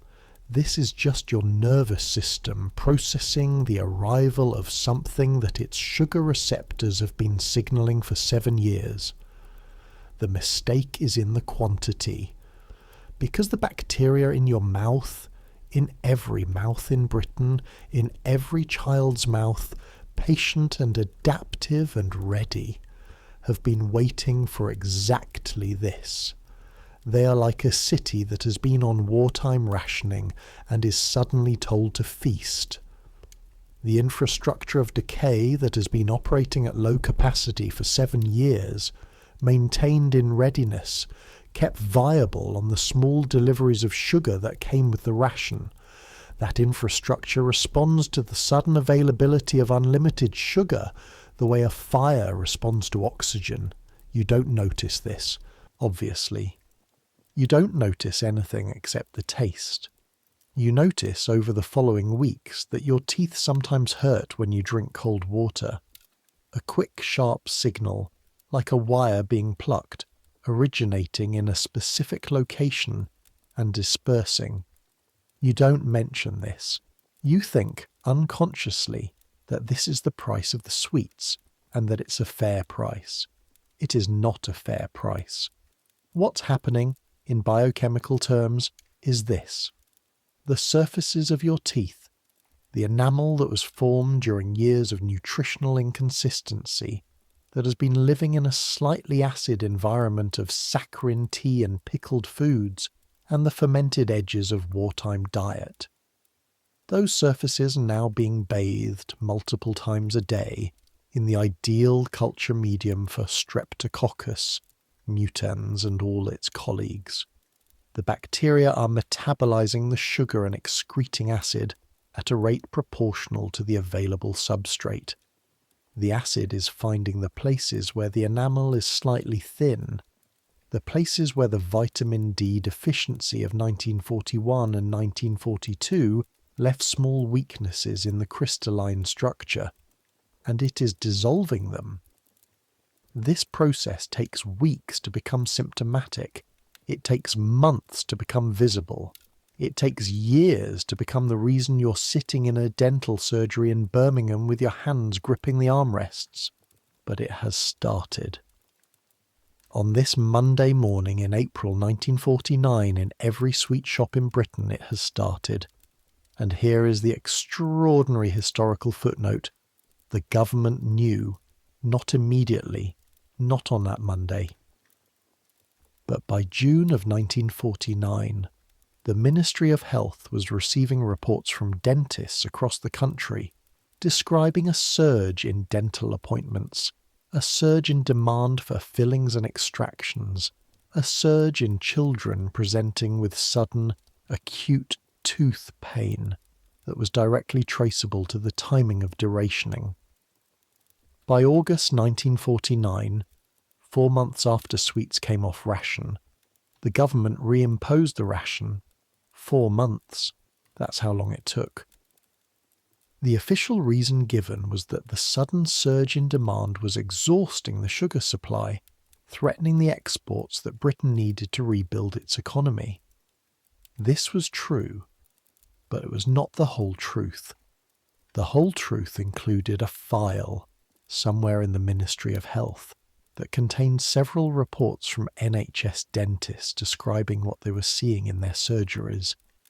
Children who had been fine in March presenting with multiple new cavities in August. Children whose teeth, examined in school dental surveys, showed the specific pattern of rapid decay associated with sudden high sugar intake after a period of deprivation. The ration was reimposed. Everyone was furious. The newspapers called it a betrayal. There were letters to MPS. There were questions in Parliament. After 4 years, well, the war had been over for 4 years. 4 years of waiting and 4 months of freedom, and now this. 2 ounces per week. Again. You're 12 years old and you have 4 months of unconstrained access to sweets, followed by the return of the ration, and your mouth carries the evidence of those 4 months in the form of 3 new cavities and a persistent sensitivity in the lower right molar that your mother chooses, for the moment, not to investigate, because the investigation will require another trip to Birmingham and another afternoon in the chair. The sensitivity goes away eventually. Or rather, you stop noticing it. You have adapted to it the way you adapt to cold corridors and slightly sour milk. It is a feature of your world rather than an alert. This is not good. This is the thing you don't understand yet. The absence of pain doesn't mean the absence of damage. The sensitivity going quiet doesn't mean the decay has stopped. It means the nerve has adjusted its threshold, or the decay has progressed past the point where the nerve registers early signals, or both. The process continues, quietly, determinedly. Let me tell you about the period between 1949 and 1953, because it is 4 years that don't get much historical attention, but that shaped, in quiet and significant ways, the dental history of an entire generation. The ration is back. 2 ounces per week. Everyone knows what's in the ration. Everyone navigates it with the resigned efficiency of people who've been doing this for years, who know how to make 2 ounces last, who know which sweets are the best value for the ration, the biggest, the slowest dissolving, the ones that last the longest for their weight, You're 13, 14, 15. You're old enough to have more complex feelings about the ration than you did at 7. At 7, you wanted sweets and couldn't have them. At 15, you want sweets and can't have them. And you also understand that this is a political decision, an economic decision, an administrative decision made by people who are weighing your desire against supply chains and balance of payments deficits and the competing needs of an economy trying to recover from a war. This knowledge doesn't make the 2 ounces bigger, but it gives it a context that the child version of you didn't have. And context you're discovering is both comforting and infuriating. Comforting because things make sense. Infuriating because making sense doesn't help. Your father is home. He came back in the autumn of 1945, thinner than he left, quieter in specific ways, with a new habit of sitting by the window in the evenings and looking out at the garden without seeming to see it. He took up his job at the foundry again.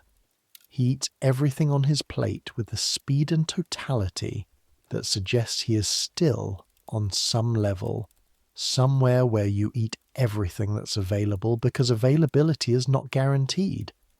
He never talks about France. You don't ask. He has bad teeth. Badly maintained teeth. The teeth of a man who spent 3 years in conditions where dental hygiene was not a priority, and dental care was even less of one. He has 2 teeth on the lower left that are gone. Extracted, you assume, though you've never asked when or where.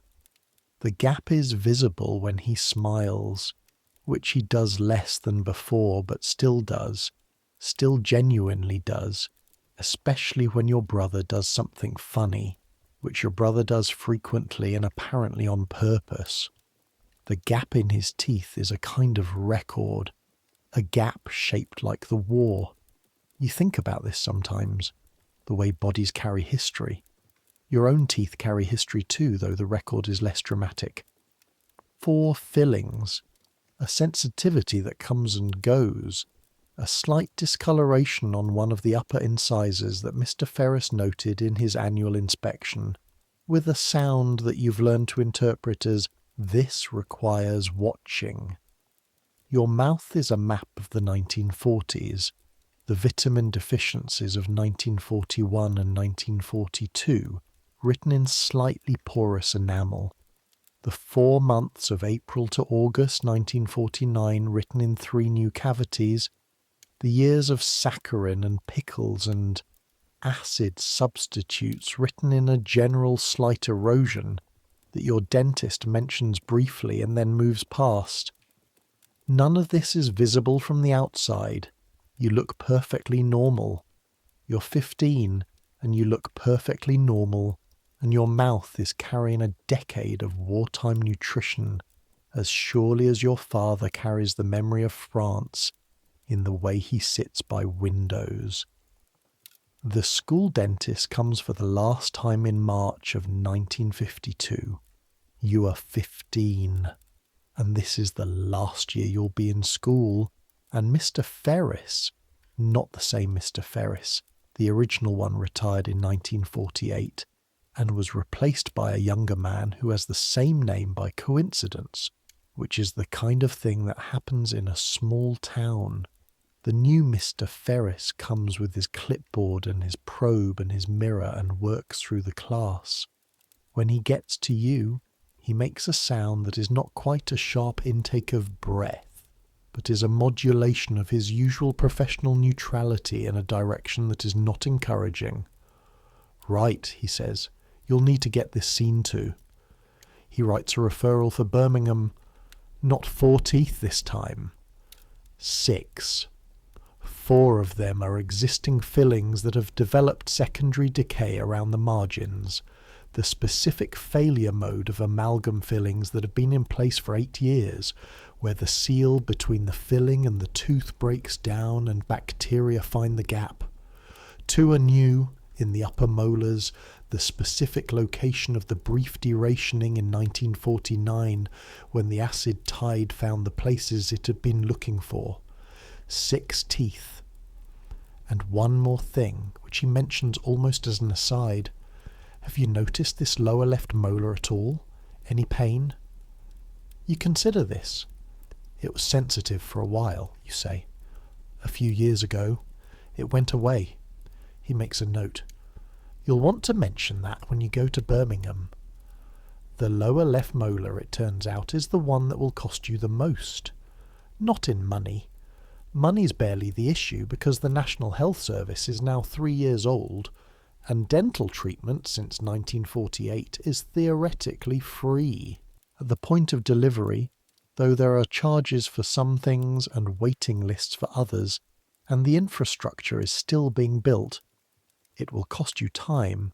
It will cost you 2 additional appointments and an extraction, because the decay in the lower left molar has gone far enough that filling it is no longer the right answer, that the tooth has been compromised structurally beyond what a filling can address, and the practical calculation of Mr. Hodge, or whoever comes after him, will resolve in favour of taking it out.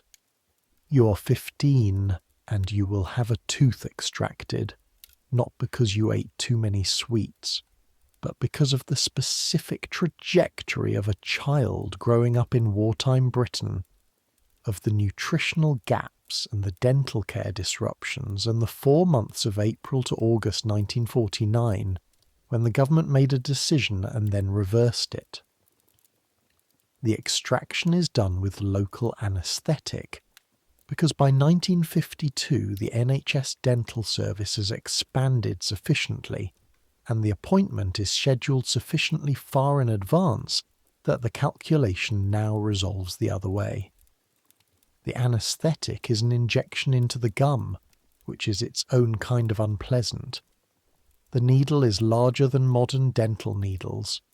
The anaesthetic is slower acting. There is a period of perhaps 5 minutes between the injection and the moment when the dentist can proceed, during which you sit with the side of your face becoming numb in a way that spreads further than you expected, that reaches into your cheekbone and your ear and a strange location behind your eye. Then numbness, completely. The dentist, that is Mr. Hodge's partner this time, a younger man named Dr. Levy, takes hold of the tooth with forceps, and there is no pain, but there is pressure, significant pressure, the pressure of a structure being moved that was not designed to move, that has roots embedded in bone and must be released from that bone by a rocking motion that you feel in your jaw and your cheekbone and through the bones of your skull, a deep vibration that is not pain but is the body's accurate registration of something structural happening. And then it's gone. There is the sensation of its absence, which is the specific absence sensation of something that has been part of you for years, a texture of gap, a freshness in the socket, a taste of iron that the nurse manages with a piece of cotton wool. Dr. Levy says something about biting down on gauze for 20 minutes and not smoking, which makes you want to laugh because you're 15 and don't smoke, and then he moves to the next patient. You walk out of the surgery and down Corporation Street and to the bus stop, and the numbness gradually retreats from your ear and your cheekbone but stays in your mouth for another hour, and you sit on the bus feeling it retreat, feeling the borders of your normal face returning, feeling the gap where the tooth was with a tongue that keeps going back to it the way tongues go back to gaps. Your mother meets you at the bus stop with your brother, who is now 13 and who has, miraculously, reasonably good teeth, which might be the vitamin D supplements he received as an infant, or might be luck, or might be simply the biological lottery of who gets strong enamel and who doesn't. All right, your mother says. Fine, you say. She nods. She looks at your face, the slight puffiness on the left side. the careful way you're holding your jaw. She doesn't say anything else because there isn't anything else to say. It happened. It's done. You keep moving.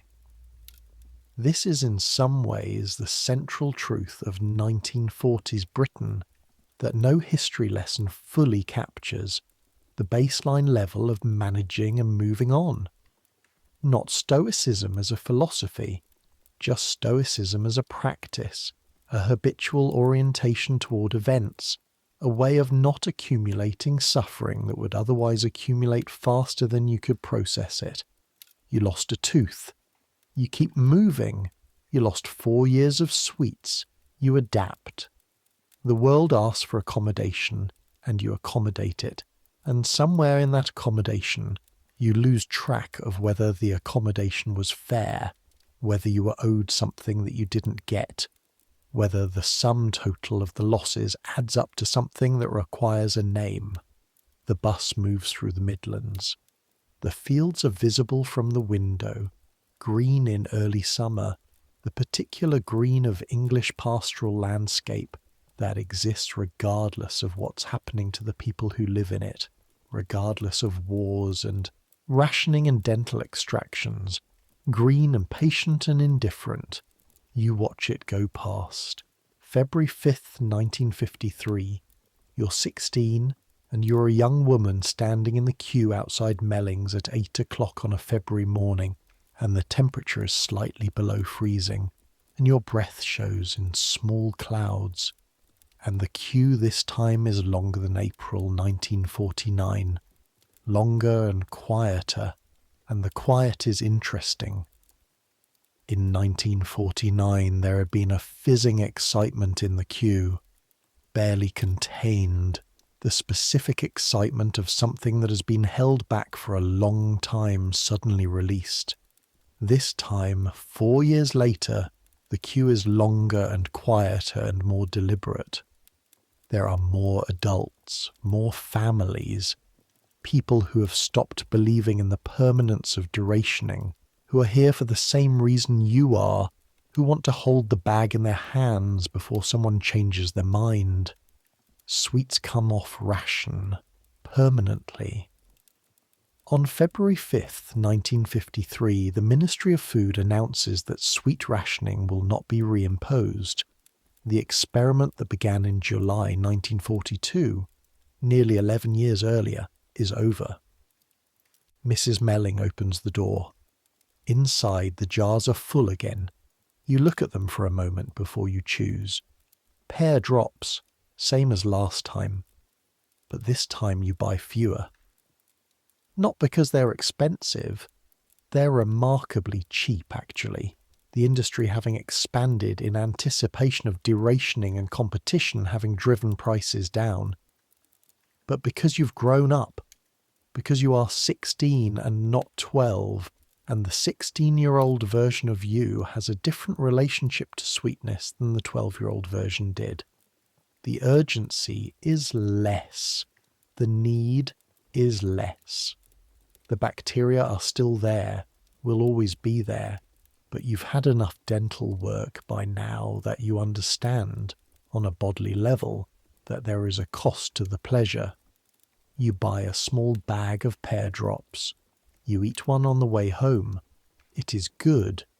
It tastes like pear drops, which is to say it tastes of a specific synthetic compound that bears a family resemblance to the actual fruit, combined with granular sugar that scratches slightly, combined with a hardness that requires patience, and it's very sweet, and your mouth produces saliva in response to the sweetness, and the whole thing is simply good.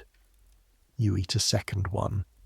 You walk home through a February morning that is cold and clear, the sky a thin pale blue, the houses on either side of the street with their curtains still drawn because it's early, and the light has a quality that February light sometimes has when it's cold and clear, a brightness that is almost blue, that makes things look sharp-edged and real. You're 16 in 1953 in a small market town in the Midlands, and the war has been over for 8 years, and sweets have been rationed for 11 years, and now they are not rationed, and this is permanent, and you are eating a pear drop on the way home from the sweet shop. This is what it feels like to be 16 in 1953. This, specifically.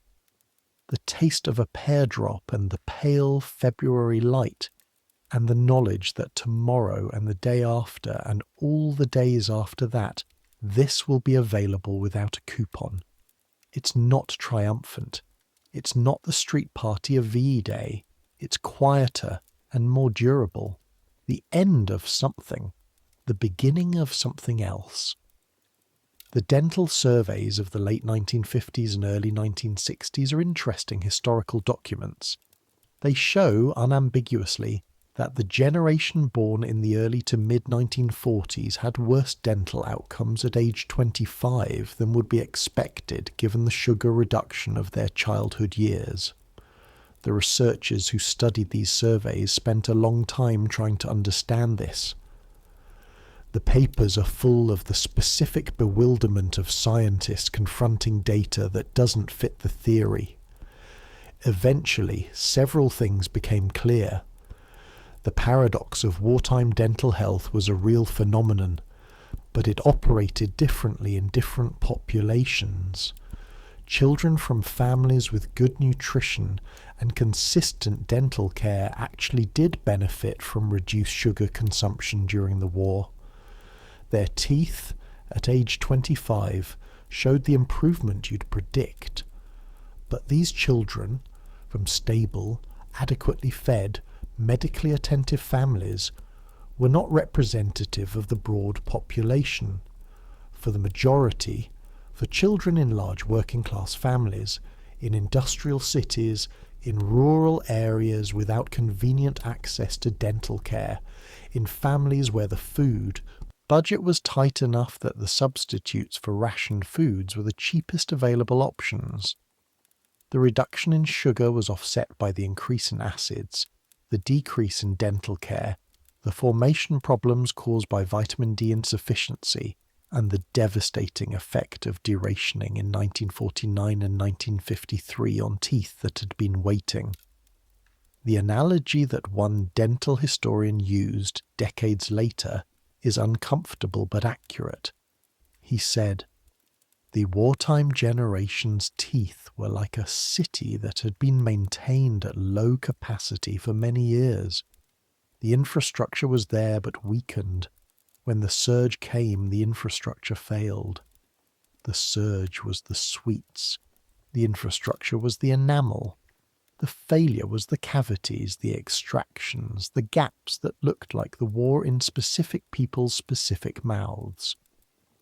By the mid-1960s, when the NHS dental service had finally caught up with the demand that had been building since 1948, when dentures were available and relatively affordable and had lost some of their stigma, a remarkable proportion of adults in their 20s and 30s had already lost significant numbers of teeth.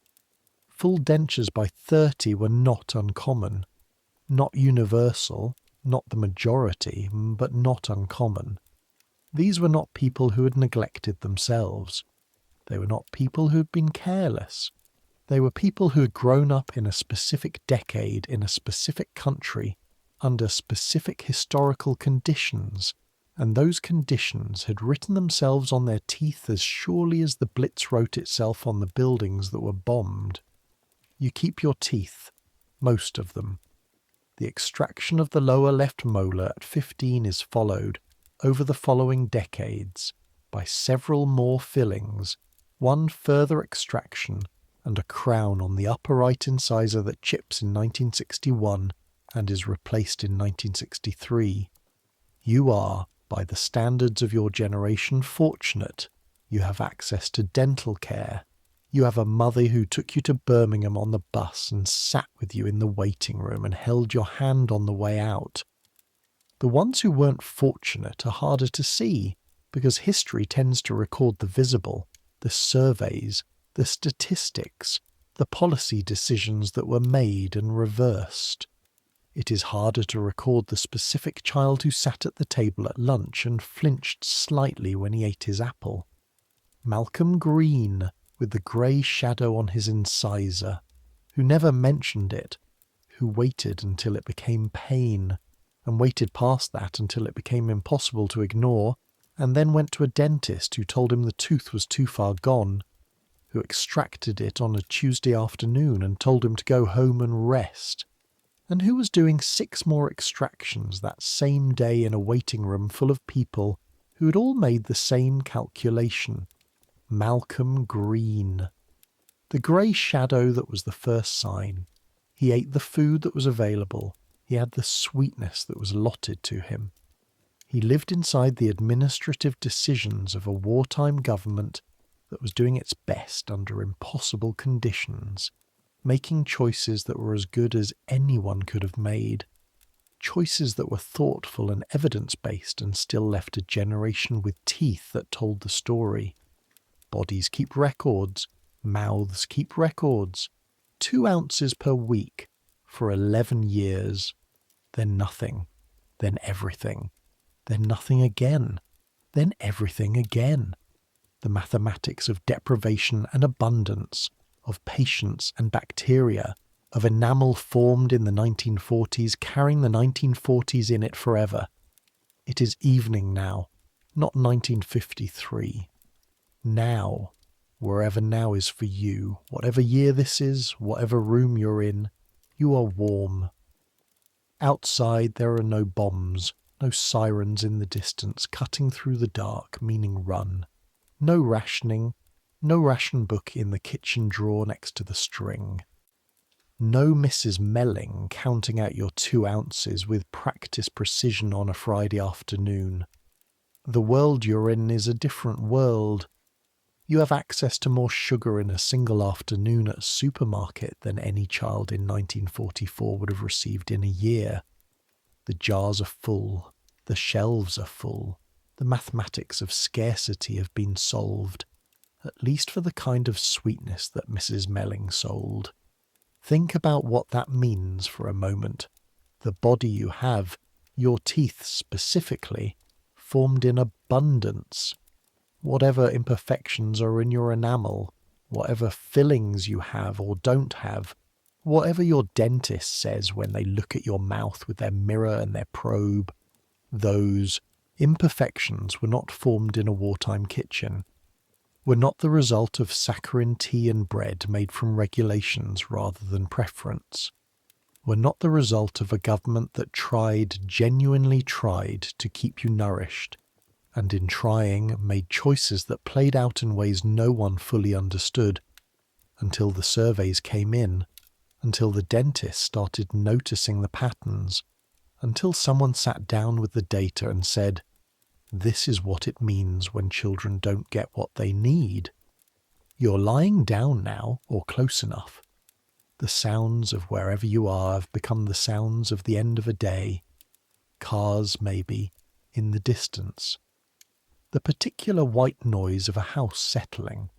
A clock somewhere, ticking with the patient regularity of clocks, counting nothing except time. Your mouth, right now, is the result of everything that was available to you.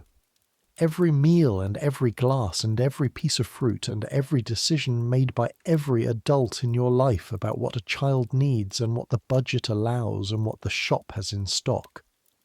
In 1944, a child in England was making the same calculation, or rather, a child in England had that calculation made for them by a government in wartime, by a sweet shop with half-empty jars, by a ration book with pink coupons, by a woman who weighed out 2 ounces with a precision that was kindness and rationing simultaneously. 2 ounces, not cruelty, not neglect. Just the world asking for accommodation, and a generation accommodating it, and the accommodation leaving marks.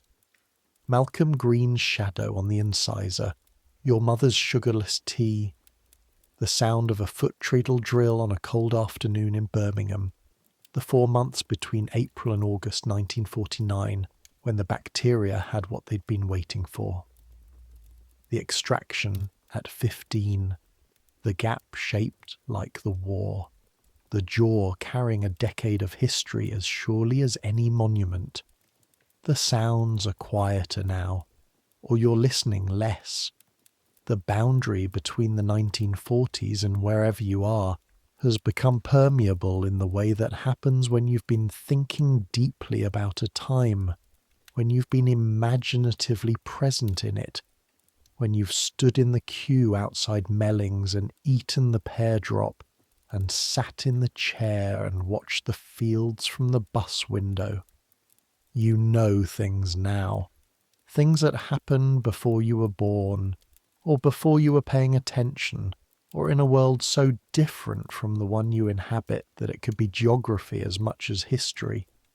A distant country called the past where people managed with less, and the managing left evidence, and the evidence is in the surveys and the dental records and the small grey shadow on the inside edge of an incisor that no one mentioned, because mentioning it would mean the dentist. You can rest now.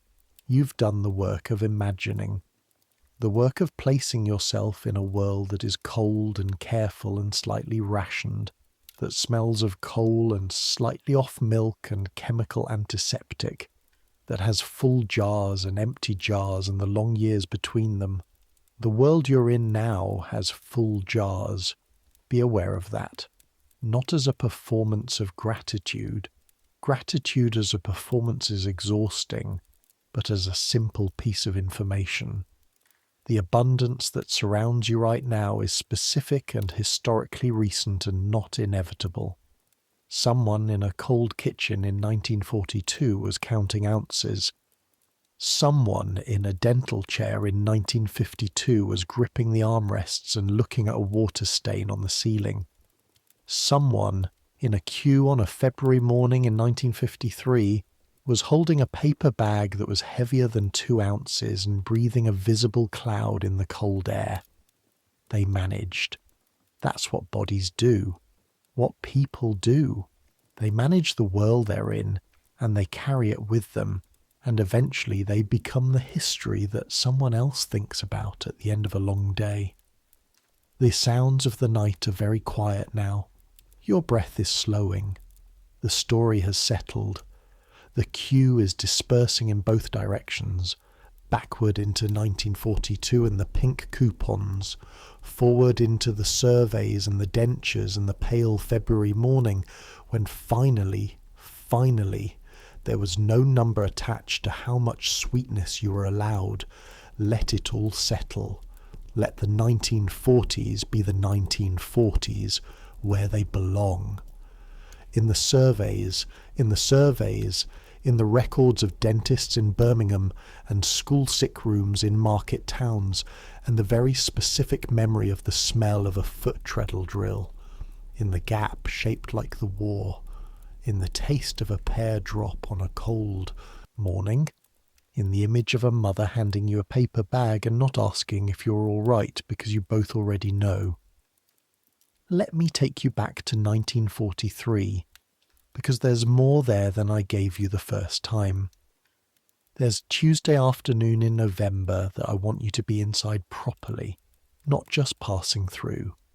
You're 6 years old, and your grandmother's house smells of 4 things simultaneously, all the time, in every season.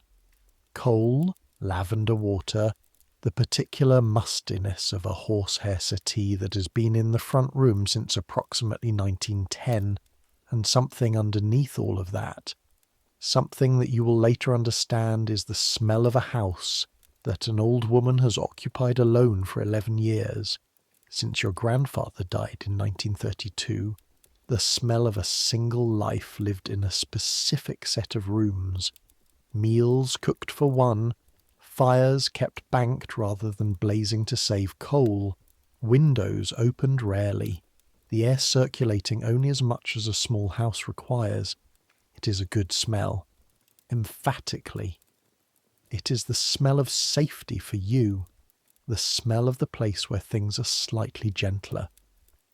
Your grandmother is in the kitchen. She's making something. You can hear the particular sound of a knife on a wooden board, the rhythmic thud of vegetables being cut with the efficiency of someone who has cut vegetables approximately 15,000 times in their life and no longer needs to think about it. She is making a stew. The stew will have barley in it, and whatever vegetables she's managed to get this week, and a small amount of something that has meat in it. Probably a bone with some meat still attached, simmered long enough that the marrow has dissolved into the stock, and the whole thing has the deep unctuous quality of food cooked slowly and properly. You are allowed in the kitchen while she cooks, on the condition that you sit at the table and don't get in the way. This is a reasonable condition. You sit at the table on the wooden chair with the round seat that is slightly higher than the kitchen chairs at home, high enough that your feet don't quite touch the floor, and you watch her. Her hands are remarkable. This is something you will think about for the rest of your life. Your grandmother's hands. They're small and slightly crooked at the knuckles. Arthritis. Though no one has said that word to you, it's just that her fingers bend at angles that fingers don't usually bend, and they are covered with a fine network of lines, not just the major creases but thousands of smaller ones, a topography of skin that tells you something about the work those hands have done over 71 years. And despite the crooked knuckles, despite the texture that looks like it should be stiff and slow, they move with absolute confidence. The knife goes exactly where it needs to go. Not fast. She's not showing off. Just precise. She cuts a turnip in half and then into quarters and then into pieces that are all, more or less, the same size, because even pieces cook evenly, and she has known this since she was 15 years old. "Will you have some barley sugar?" she says, without looking up from the board. Your body responds before your mind does. A physical alertness, a quickening. You try not to look like it's quickened. You're 6, and you have some dignity. "Yes, please," you say. She puts the knife down and wipes her hands on her apron, an apron that is faded to an indeterminate beige from something that was probably blue, and goes to the cupboard. The cupboard is to the left of the range, a tall wooden thing with 2 doors, the lower shelves holding food and the upper shelves holding things that have accumulated over decades. Old tins, the spare candles she keeps for power cuts, a bottle of something medicinal that you've never seen opened, the specific archaeology of a kitchen that has been organised by one person over many years and follows a logic entirely their own. She reaches behind a tin and produces a small paper bag.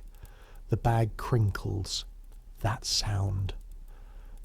The specific crinkle of a paper bag containing sweets is a sound that goes directly to a part of your brain that operates below language. It produces something in you that is not quite desire and not quite need, but is somewhere between them, a pulling toward that is entirely involuntary. She brings the bag to the table, opens it, puts it on the wood between the two of you. Inside, barley sugar, amber, hard, about a dozen pieces, each one roughly the size of your thumb. Not large. Not the generous extravagance you imagine when you imagine sweets, but real. "One," she says, sitting down. You take one. You do not put it straight in your mouth. You hold it for a moment. It's sticky slightly on the surface, the way boiled sugar is sticky when it's been in a bag for a while, and it warms quickly in your palm. You look at it. The amber translucence of it, the light going through it if you hold it up slightly. You can see the grain of the sugar in it, the microstructure of a thing that was liquid and then set, a liquid moment frozen. You put it on your tongue, the cold of it first. then the sweetness arriving not all at once but building, the sugar dissolving in the saliva that your mouth is producing in advance of the sweetness, anticipating it, and the taste is sweet, obviously. Sweet in a way that has no comparison in your current diet because nothing else you eat is this sweet, but also something else, something warm and slightly caramel adjacent, the ghost of a flavour underneath the sweetness that is the barley, the slight cereal quality of an ingredient that is now entirely transformed but still, faintly, present. You move it from the centre of your tongue to the left cheek. You are not going to chew it. Your grandmother watches you do this with an expression that is something between fondness and what? Satisfaction, maybe. The satisfaction of someone who has given something that costs something to give. She takes one herself, puts it in her mouth, sits back slightly in her chair. The knife is still on the cutting board. The stew can wait. Where did you get them? You ask. This is, possibly an impertinent question. Adults don't always like questions about where things come from when the things come from somewhere complicated. But your grandmother is not most adults. She considers you for a moment. Mr. Hartley, she says. Mr. Hartley is the man who delivers coal. A large, dark-faced man. Dark from the coal dust, always, even on Sundays you suspect, who comes with a cart on Thursdays and hefts the bags from the cart to the coal hole by the back gate, with a practised over-the-shoulder motion that makes the bag look weightless, even though you know, from the one time you tried to lift it, that it is very much not. Mr. Hartley has sweets, you say. Mr. Hartley has connections, your grandmother says, which is the kind of adult statement that closes a door while technically answering the question. You roll the barley sugar to the right cheek. It is smaller now. You can feel it with your tongue. Rounder, the original irregular shape has been smoothed. It is becoming a sphere. A small amber sphere dissolving slowly in your mouth. This is a thing worth knowing about wartime black market confectionery. It was not, in most cases, a dramatic criminal enterprise. It was not gangsters with lorry loads of black market sugar. It was more often a network of small accommodations, a grocer who kept a bit back, a wholesale supplier who could be persuaded, a coalman who had a cousin who had a contact at a distribution depot, a woman who grew her own sugar beet and knew someone who could process it. A network of small gaps in the system, each one individually unremarkable, collectively constituting a not insignificant parallel economy in minor luxuries. Nobody talked about it, which is why nobody wrote about it much, which is why it barely appears in the official histories of rationing, which tend to focus on the policies and the politics and the logistics, and less on the coalman's cousin who could get you half a pound of barley sugar for a small premium and a willingness not to mention it to anyone. Your grandmother didn't mention it to anyone.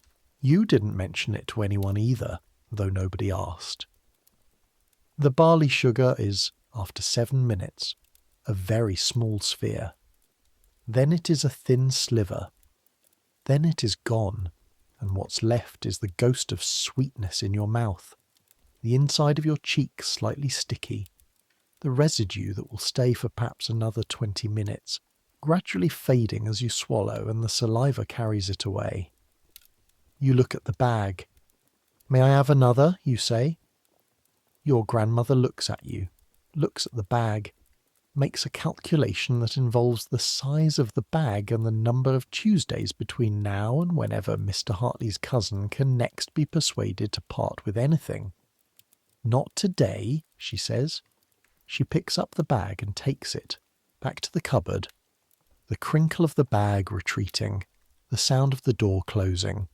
You look at the table, the wooden grain of it, pale where it's been scrubbed, a faint ring stain from a cup, a small crack along the edge that has been there longer than you have. "The stew will be ready by 6, your grandmother says, back at the cutting board. "Go and play in the sitting room if you like. Don't touch the cabinet. The cabinet has things in it that are breakable and have histories and are not for children. You know this. You have never touched the cabinet. You go to the sitting room and sit on the horsehair settee and listen to the knife resuming its rhythm on the board, and the smell of the coal in the range, and the faint smell of lavender that is always in this room, and you sit there for a while tasting the last ghost of the barley sugar, and thinking nothing particular, just existing in the warmth and the safety of it. This is what 2 ounces a week does to a 6-year-old. It makes the sugar precious, not tragic, not dramatically depriving, just precious in the specific way that scarce things are precious, that limited things teach you to be present for. You will forget many things about 1943. You will not forget the specific taste of a single piece of barley sugar held on the tongue for 7 minutes on a Tuesday afternoon in November, while a stew made itself on the range and a knife went thud, thud, thud on a wooden board. The body remembers what the mind forgets. Your tongue remembers. Let me take you back to the school dining hall. I want you inside it properly, not the quick overview I gave you before, but the full 20 minutes of it, the social ecosystem of a 1944 school lunch. The dining hall is the school hall, which is also the assembly hall, which is also the hall used for PE when the weather is bad. It is a large room with high windows and a wooden floor that has been varnished so many times, the varnish has built up into something almost geological. A surface that is slightly tacky in summer and squeaky in winter when children's shoes press the cold wood. The trestle tables are brought out every day and folded away after lunch, and the folding and unfolding is a task performed by the older children, who do it with varying degrees of care and speed depending on their relationship with the teacher supervising. You're in your assigned seat by 20 past 12. Your seat is at the far end of the second table, next to Mary Pullman, who is 8, and from a family of some local standing. Her father runs the ironmonger's, which in 1944 makes him a person of significance, and across from a boy named Colin Watts, who is 7 like you and who has a quality of stillness about him that you've never seen in another child. He just is.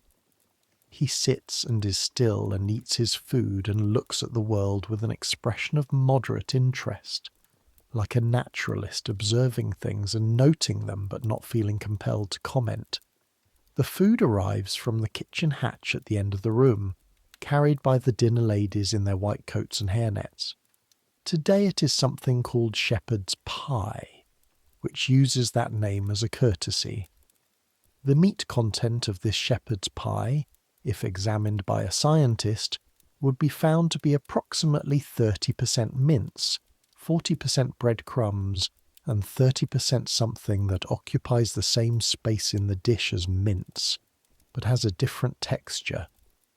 The texture of something that has been processed through several stages and arrived at this dish via a journey you don't want to fully trace. The mashed potato on top is grey-white, slightly gluey, formed by a device that has pressed all the texture out of it and left only the essential potato-ness. It smells actually quite good. The shepherd's pie smells of browning and salt and something herby. Dried herbs, thyme probably, or something approximating thyme. And the smell is more promising than the taste will be, which is something you've learned to understand and not mourn. Miss Atwell says, "Grace." 24 children put their hands together and murmur along. The grace is short. For what we are about to receive, May the Lord make us truly thankful. Amen. It takes approximately 8 seconds and then everyone picks up their fork. What follows is interesting if you watch it. What follows is the social taxonomy of hunger. Some children eat quickly, not frantically, and nobody's frantic at lunch. Because lunch is predictable and sufficient, nobody is going to not get enough. But steadily, purposefully, without looking up, covering the plate in a methodical way that suggests this meal exists in a category of its own, separate from enjoyment, in the category of fuel. Peter Barrow eats like this. His fork moves from plate to mouth and back to plate with a rhythm that is almost mechanical, and his eyes are slightly unfocused, and he's done before most people are halfway through. Some children eat slowly, not because they're not hungry. Most children in 1944 are hungry. The caloric level of the school lunch is adequate but not generous. But because they're thinking about something else. Mary Pullman eats slowly. She eats with her fork held in a particular way, a manner of eating that suggests someone at home has thought about the proper way to hold a fork and has communicated it. And she eats small bites and looks up between them, registering the room. Colin Watts, across from you, eats medium speed with absolute neutrality. He appears to find the shepherd's pie neither good nor bad. He processes it. You eat it because you're hungry and because it's there. And somewhere between those two reasons is whatever you'd call the experience of a 1944 school lunch.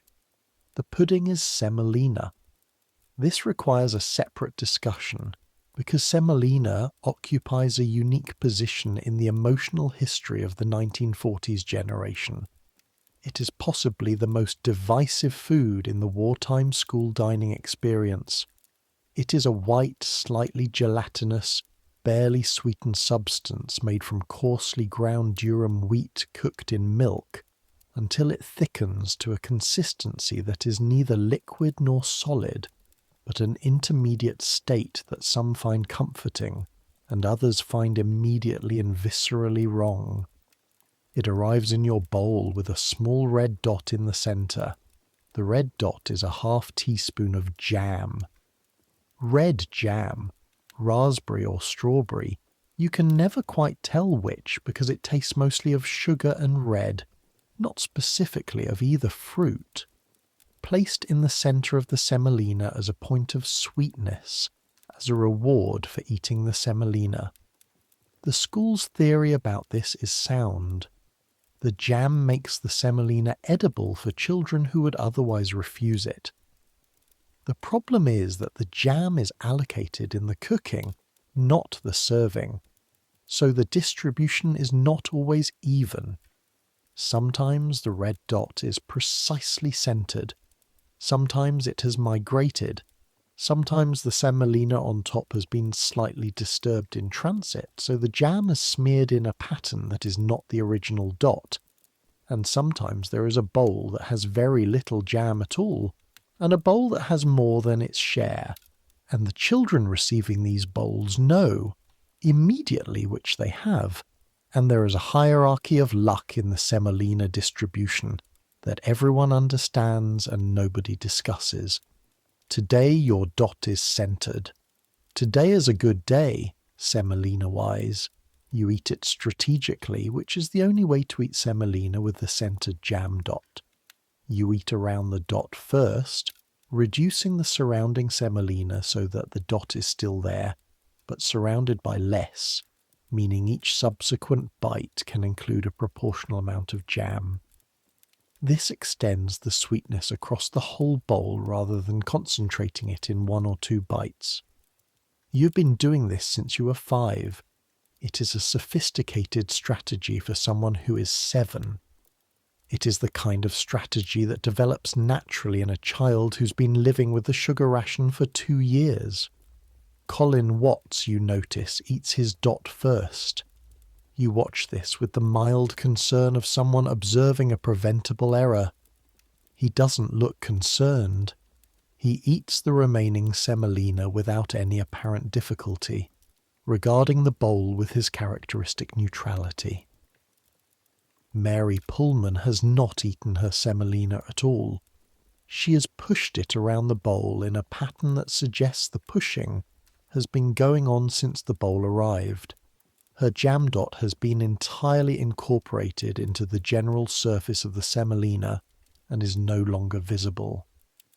You'll get sent to wait outside if you don't eat it, you tell her, because this is true, and also because leaving a bowl of pudding uneaten seems to you like the kind of decision that requires more information than she might have. "I know," she says. She has a particular way of saying "I know" that ends the conversation without being rude, a tone that communicates, "I have made my decision, I am aware of the consequences, the matter is closed." She waits outside for 5 minutes after lunch while the rest of the class returns to the room. She shows no evidence of finding this difficult.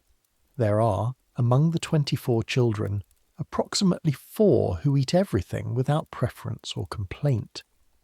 6 who have strong feelings about certain things. Helen Simmons cannot eat anything with a particular smell, which is difficult in 1944 when available food produces strong smells, and the rest of you who exist on the spectrum of adaptation, that is the dominant mode of 1940s childhood nutrition. You adapt. You become, in fact, quite good at adapting. The skill that you're developing in this dining hall, the skill of eating what's available, of finding what's edible within what's offered, of not requiring food to be what you want it to be in order to consume it adequately, is a skill that will serve you for decades. It will make you, as an adult relatively uncomplaining about food, relatively flexible, relatively capable of eating in difficult circumstances without distress. It will also mean, for the rest of your life, that you slightly resent the idea of leaving food on a plate. But that's a very long way from the school dining hall in 1944. Malcolm Green finishes his pudding. He too has eaten strategically around the dot you notice. He and you have developed the same approach independently, which means the strategy is not yours. It is simply the rational approach. And he pushes back from the table slightly, and then does the thing you've noticed him doing since September. He runs his tongue along the back of his upper teeth. It's quick, a checking motion. He doesn't look like he's doing it on purpose. It has the quality of an unconscious habit, the kind of physical tic that a body develops without the mind's full cooperation. His jaw moves slightly, his expression doesn't change. But you have watched this enough times to understand what it is. It is pain being managed. It is the small, daily maintenance of a body that has something wrong in it that hasn't been addressed. You don't say anything. You never say anything. This is not cruelty. It is the social code of childhood, particularly wartime childhood, which understands that bodies have their own private suffering, and that pointing to someone else's private suffering in public is not kindness. Malcolm Green does not need you to tell him his tooth hurts. He knows his tooth hurts. What he needs is something you can't give him. Let me take you back to the dental chair. Not 1944 and Mr. Hodge. Later. 1952 and the appointment you went to alone, because you were 15 and old enough to go alone. Your mother having to be at the factory. She'd been working at the hosiery factory since 1946. The same factory that made socks for the army, now making socks for Marks and Spencer, and paying a wage that made certain things possible that hadn't been possible before, including the tooth crown you needed in 1951 and the appointment today. The bus from the market town to Birmingham in November of 1952 takes 40 minutes.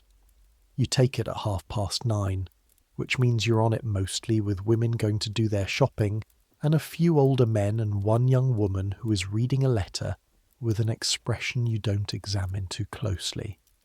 The Midlands outside the window, pale grey sky, fields in their November colour which is brown and fawn, and the particular dark of bare hedgerows, the occasional village with its church spire, the landscape getting gradually more industrial as Birmingham approaches, the chimneys appearing on the horizon, the sky taking on its specific Birmingham quality, which is grey but thicker than ordinary grey with substance in it.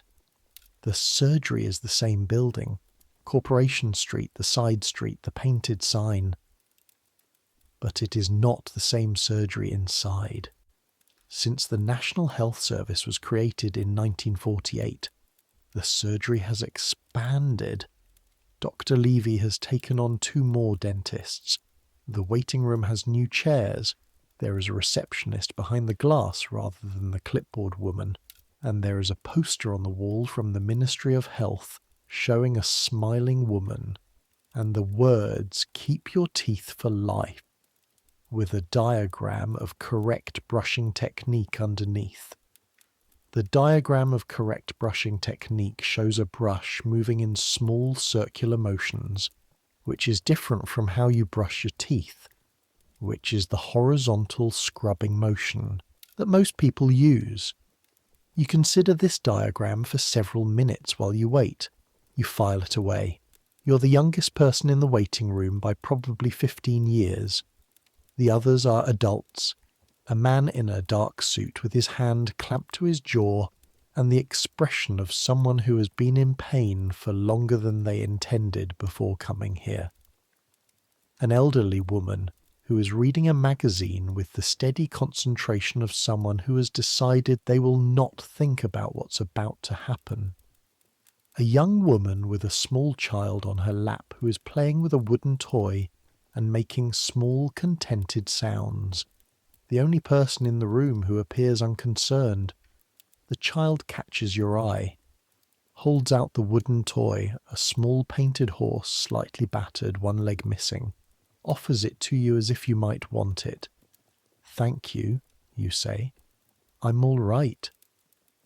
The child considers this, withdraws the horse, goes back to examining it. When your name is called, you go through the frosted glass door. The room is the same, different chair. The chair has been replaced. The new one is slightly more modern. It reclines somewhat. There's a paper bib that the nurse clips around your neck. But the smell is the same compound of antiseptic and something deeper, something that has been accumulating in this room for years, the specific olfactory record of a room where teeth have been worked on. You know this smell. Your body knows this smell. The dentist today is Dr. Levy, who you've met once before, when he was Mr. Hodges' partner and you were 12. He is 30-something, dark-haired, with a manner that is brisk but not unkind. The manner of someone who does this all day and has streamlined his interactions to maximum efficiency while maintaining the minimum of warmth necessary to keep patients from freezing up entirely. "Open wide," he says. "You open." He does the examination, mirror, probe, the telegrams from specific locations. He has the chart from your previous visits. 4 fillings from 1944, 3 from 1949, the upper incisor crown from 1951. He compares what he's seeing with what he knows. "Right," he says. "The lower left is what I want to talk about. The lower left.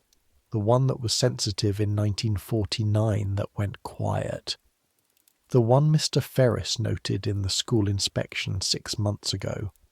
Dr. Levy explains what he's seeing. He explains it in terms that you're old enough to follow. The decay has progressed past the point where a filling is the appropriate response. The structural integrity of the tooth is compromised. The nerve is involved, which is why the pain resolved itself. The nerve dying is not resolution, it is abandonment. The ending of one warning system in a situation where the warning is no longer something you can act on without professional help. He says this clearly and without particular drama, because it's information and you're 15 and capable of receiving information. The practical question, he says, is whether we attempt a more complex restoration or extract. My recommendation is extract. The tooth can't be saved in a way that will serve you well long term. You'd be spending money and time on something that will need to come out eventually anyway. Money. There is, since 1948, a charge for some dental work, not the examination, not the cleaning. But extractions, fillings, crowns. There is a small patient contribution, the rest covered by the NHS. The charge for an extraction is 1 shilling, which is less than the cost of the bus fare. The charge is 1 shilling, Dr. Levy says. That's fine, you say. He looks at you for a moment. 15 years old, alone, answering a dental question about an extraction without visible distress. Right, he says. I'll need to give you the injection first. It'll take a few minutes to work. Then the extraction itself is about 2 minutes. You'll want to avoid eating on that side for the rest of the day, and there'll be some soreness overnight. Aspirin is fine. He picks up the syringe. This is a syringe of 1952 design, which means it is larger than you'd prefer and operates with a mechanical plunger rather than anything more refined. The needle is not fine, it is functional. The nurse holds the bib at your neck and watches your face, which is a kindness. Having someone watch your face is a way of being witnessed, a way of not being alone in the room with the thing. The needle goes into the gum tissue on the inside of the lower left jaw, and there is a pressure that is at the threshold of pain, not quite pain, more than discomfort. And then the anaesthetic starts going in, and you can feel it going in not as pain, but as a spreading, a displacement of tissue, a movement inside the jaw that should not be happening and is happening. Breathe, the nurse says quietly. You breathe. The spreading travels across the jaw, down into the chin slightly, up into the lip. The left side of your face begins, after about 45 seconds, to become a different country. A territory where sensation is muffled, where information arrives slowly and imperfectly, where cold and pressure and position can be registered but not precisely. Your tongue, when you move it to the left side, feels foreign to itself. 2 minutes, Dr. Levy says. He does something at the tray while he waits, adjusting something you can't see from the chair. The nurse offers you the small paper cup of pink mouthwash. Rinse before we start, she says. You rinse. The mouthwash is cold and slightly antiseptic and pink for no reason you can identify. You spit carefully into the basin, the small circular ceramic basin beside the chair that swirls when you turn the chrome handle. And the pink mouthwash goes down in a small spiral and disappears. Ready? Dr. Levy says. This is a courtesy question. He already knows you're ready. He's been watching the clock since the injection. But he asks it because it gives you a small piece of agency. You nod, and the procedure begins with your cooperation rather than simply happening to you. The forceps are cold when they go in.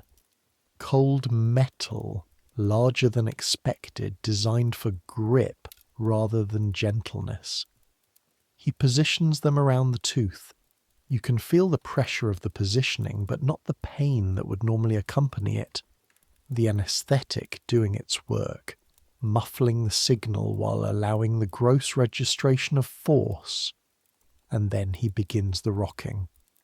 This is the part that is strange. It is strange because you can't feel pain, but you can feel everything else. You can feel the resistance of the periodontal ligament, the connective tissue that holds the tooth in the socket that is being systematically disrupted by the rocking motion. You can feel the motion transmitting through the jawbone and the cheekbone and up into the temporal bone and to the skull. You can feel the small creaks and adjustments of bone adapt into force. You can feel the direction of each rock, forward, back, each repetition slightly further than the last as the ligament gives, as the socket widens microscopically, as the tooth begins to move in the direction it is being asked to move. It does not take long. 2 minutes, Dr. Levy said. It is less than 2 minutes.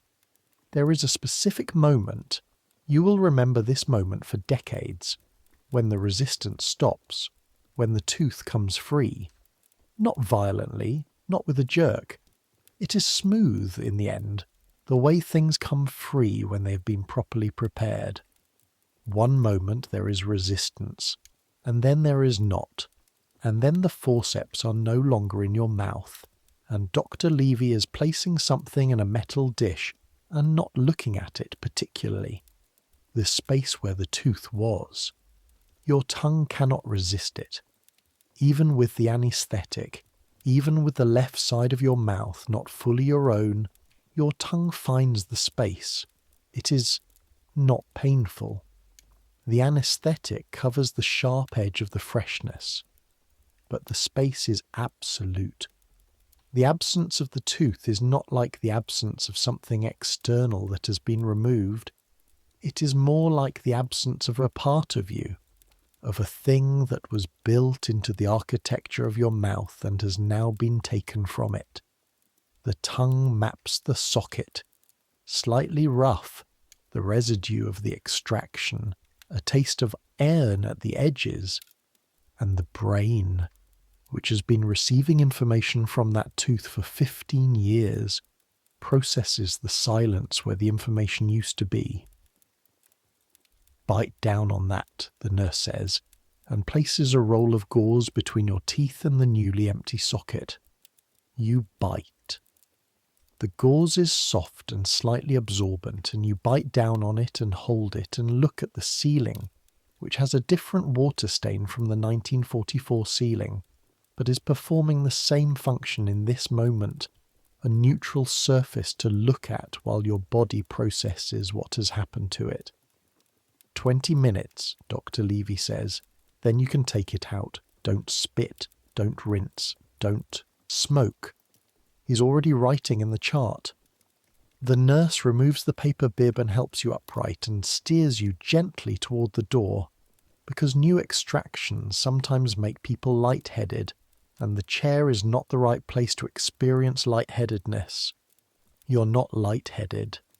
You're simply 15, with a roll of gauze in your mouth and a space where a tooth used to be, walking through a waiting room where a man in a dark suit looks at you and then looks away, where an elderly woman looks up from her magazine and gives you a small nod that communicates something. Acknowledgement, perhaps. The nod of one person to another in a space where both have or will go through the same thing. The small child with the wooden horse is gone. His mother has taken him back to the waiting room or perhaps home. You sit in the corner near the window. Outside, Corporation Street has its mid-morning life. A woman pushing a pram, moving fast, a purposefulness in her stride. 2 men in overalls crossing the road, a lorry going past slowly, something on the back covered with tarpaulin. The ordinary city morning, completely indifferent to what has just happened inside this building, to the extractions and the fillings and the small surgical acts being performed behind frosted glass, all day, every day, in every dental surgery in the country. 20 minutes. You sit and breathe slowly and feel the anaesthetic doing its slow retreat. The left side of your face returning to you degree by degree. The information's starting to come back in, muffled at first and then clearer, and with the clarity comes the first preliminary signal of what the pain will be. Not pain yet, but the warning of pain, the body's announcement that when the anaesthetic is fully gone, things will feel different.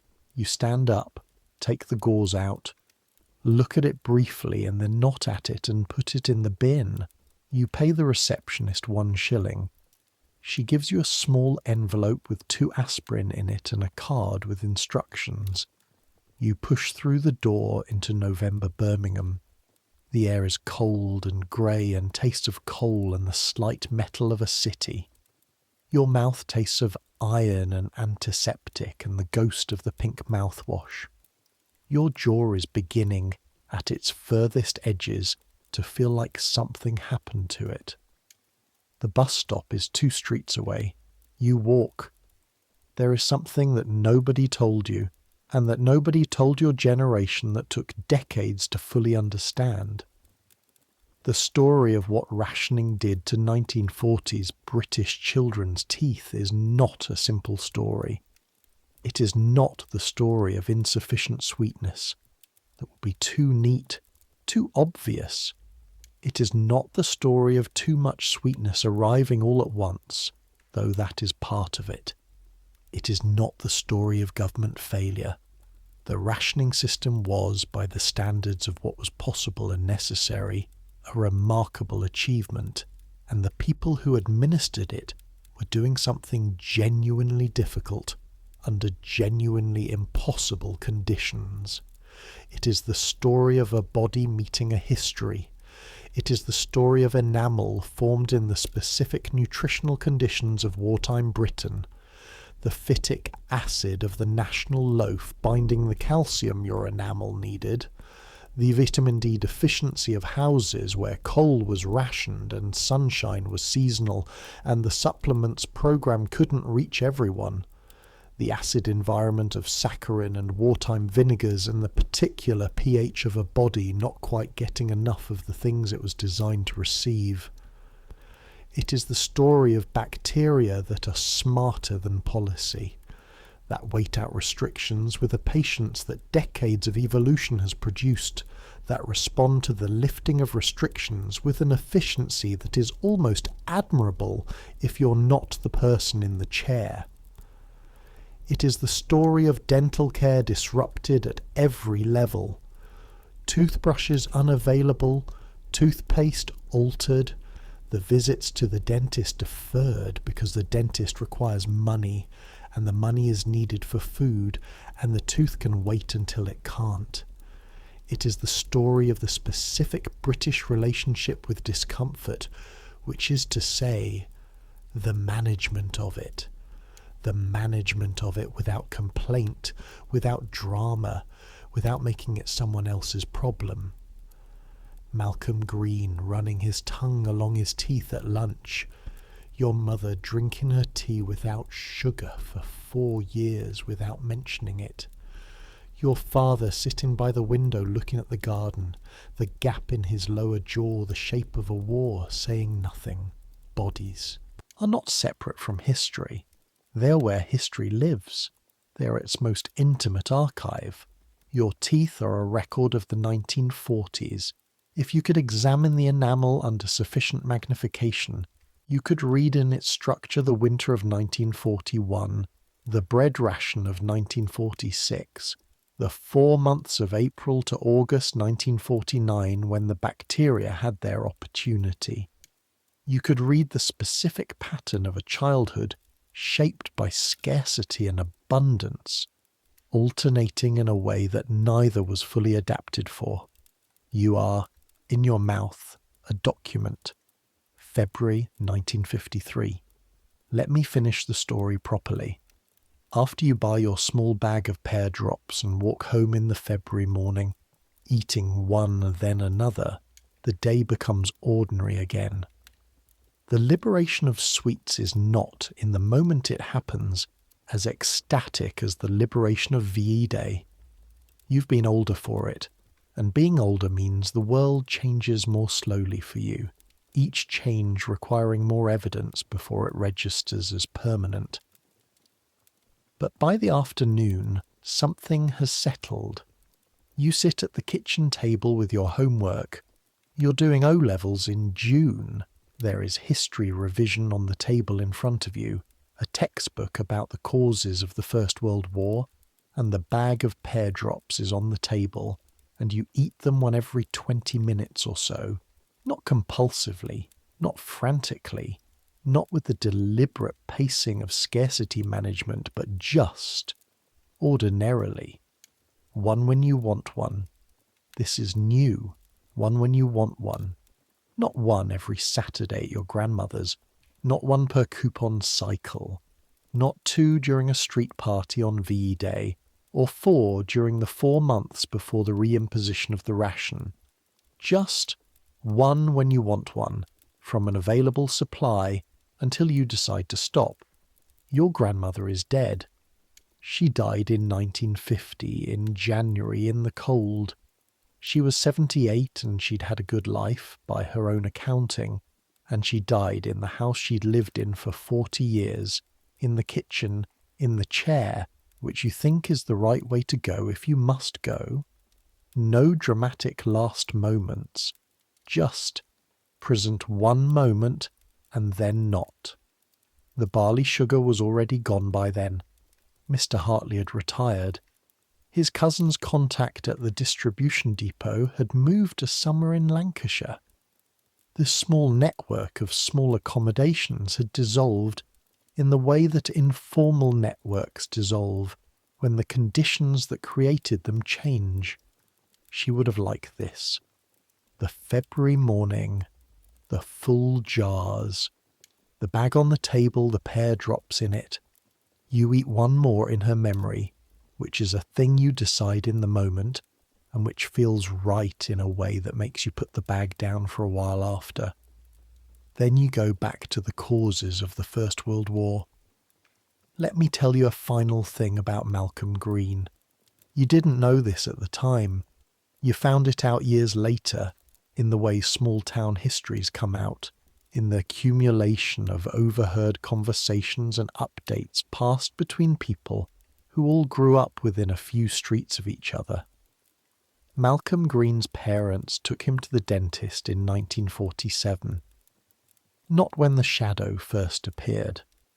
Not in 1943 or 1944, when you first noticed it, when the grey stain was a sign and a warning.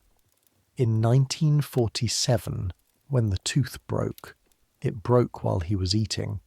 Not dramatically, not the catastrophic fracture of a tooth that has been healthy and is suddenly destroyed by external force. The quiet failure of a tooth that has been hollow for longer than anyone addressed it, that has had the structural integrity of its enamel compromised from the inside out, that finally reached the point where the force of ordinary chewing was more than what was left of it could bear. He said later that there was a sound, like something small clicking. The dentist took the tooth out. There was nothing else to do with it by then. And then the dentist found 3 others. 3 others that were in various stages of the same process, that had been developing for various lengths of time, that had been running their quiet chemistry, the bacteria and the acid and the enamel losing the argument, month by month, year by year, in the back of Malcolm Green's mouth while he sat at the school table and ate his semolina and ran his tongue along the back of his upper teeth. 4 teeth, 14 years old.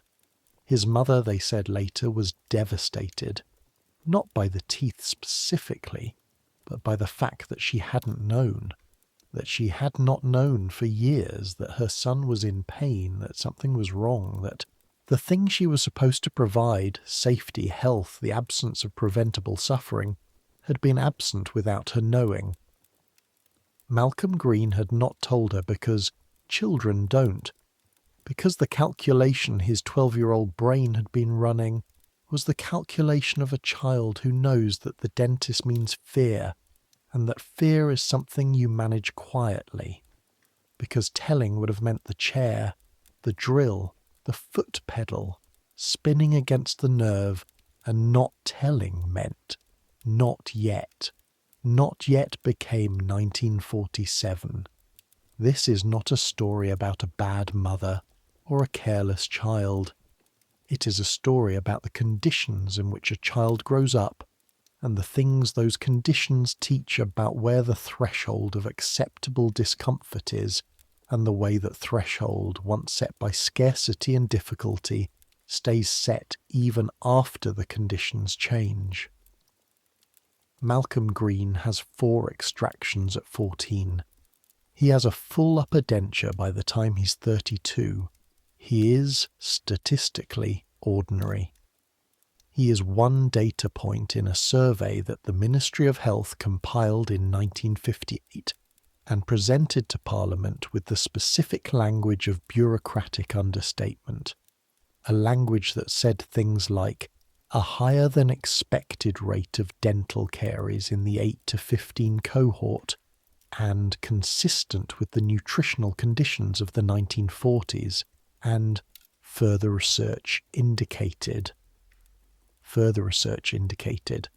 What further research indicated was, you cannot separate a child's body from the history it grows up inside. You cannot ration the conditions of health and expect health to be unaffected. You cannot make decisions about supply chains and nutrition and medical provision and have those decisions stop at the edge of the body, leaving it intact and unchanged. The decisions go inside. They write themselves in the structure of enamel, in the patience of bacteria, in the specific quality of pain that a 14-year-old manages quietly at a school table, because the alternative is fear. This is what 1940s rationing did to British children's teeth. Not intentionally, not carelessly, but certainly.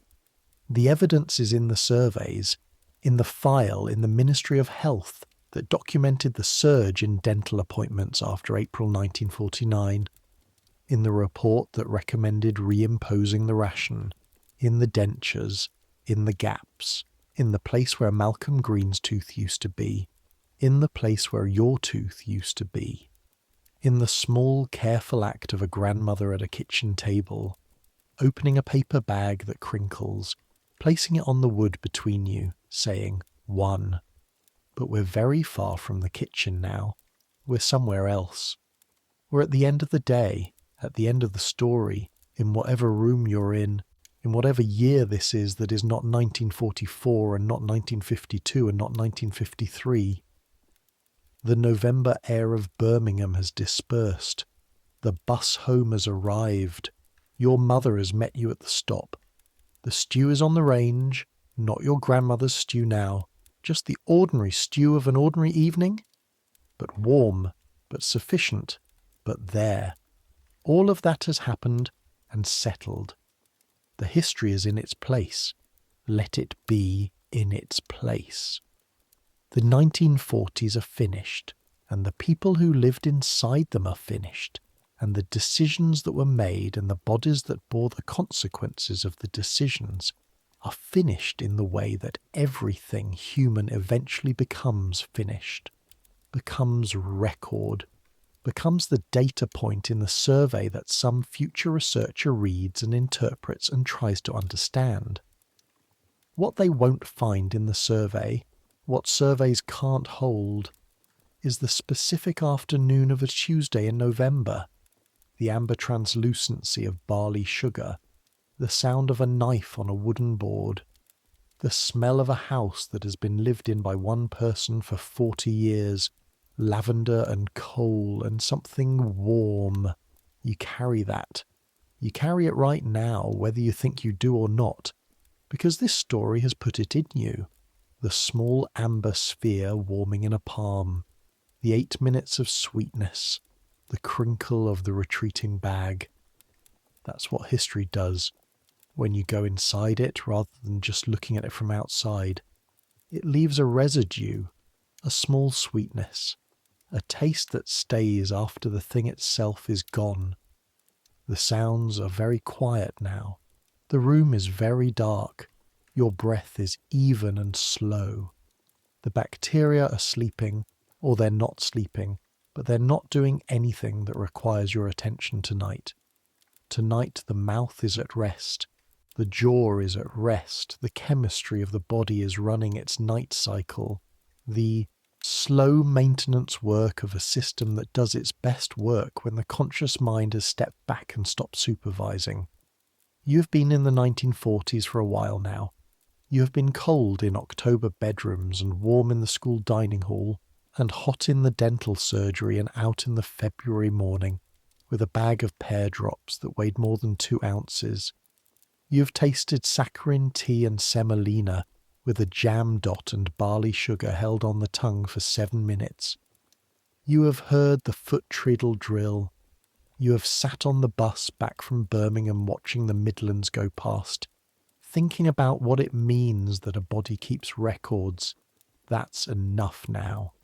That's enough for tonight. The records are kept. The surveys are filed. The barley sugar is finished and the ration is over and the jars are full. It's all far away and warm and finished. Let yourself settle into the warmth of where you are. The mattress beneath you. The weight of the blanket, not too much, not too little. The sounds of your own room, whatever they are. Whatever the ordinary night sounds of your life are. Traffic, maybe. Wind. The particular silence of a house that is quiet but not empty. Your breath slowing further. The thoughts getting looser, less linear. The way they do at the edge of sleep. The way they detach from sequence and start to move more freely, associatively. The way the dreaming brain works when it's warming up. Let them go. Let Malcolm Green be at peace, wherever he ended up. Let your grandmother be in her kitchen, the knife going, the stew making itself, the barley sugar in the cupboard behind the tin waiting for Tuesday.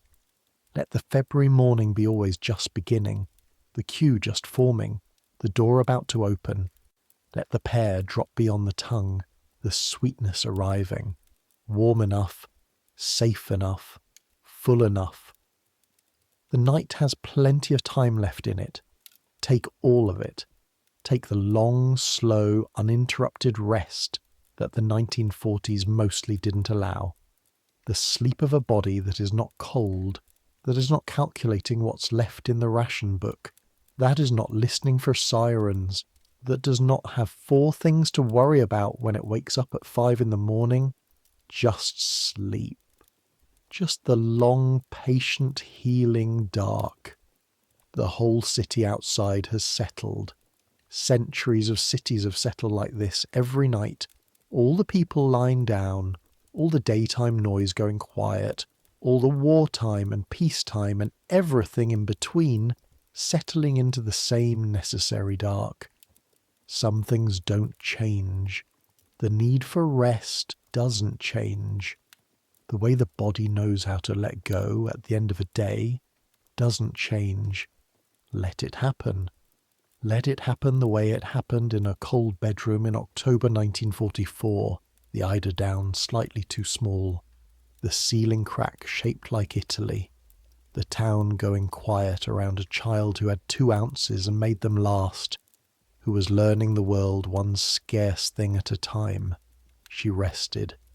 You can rest now too. Good night.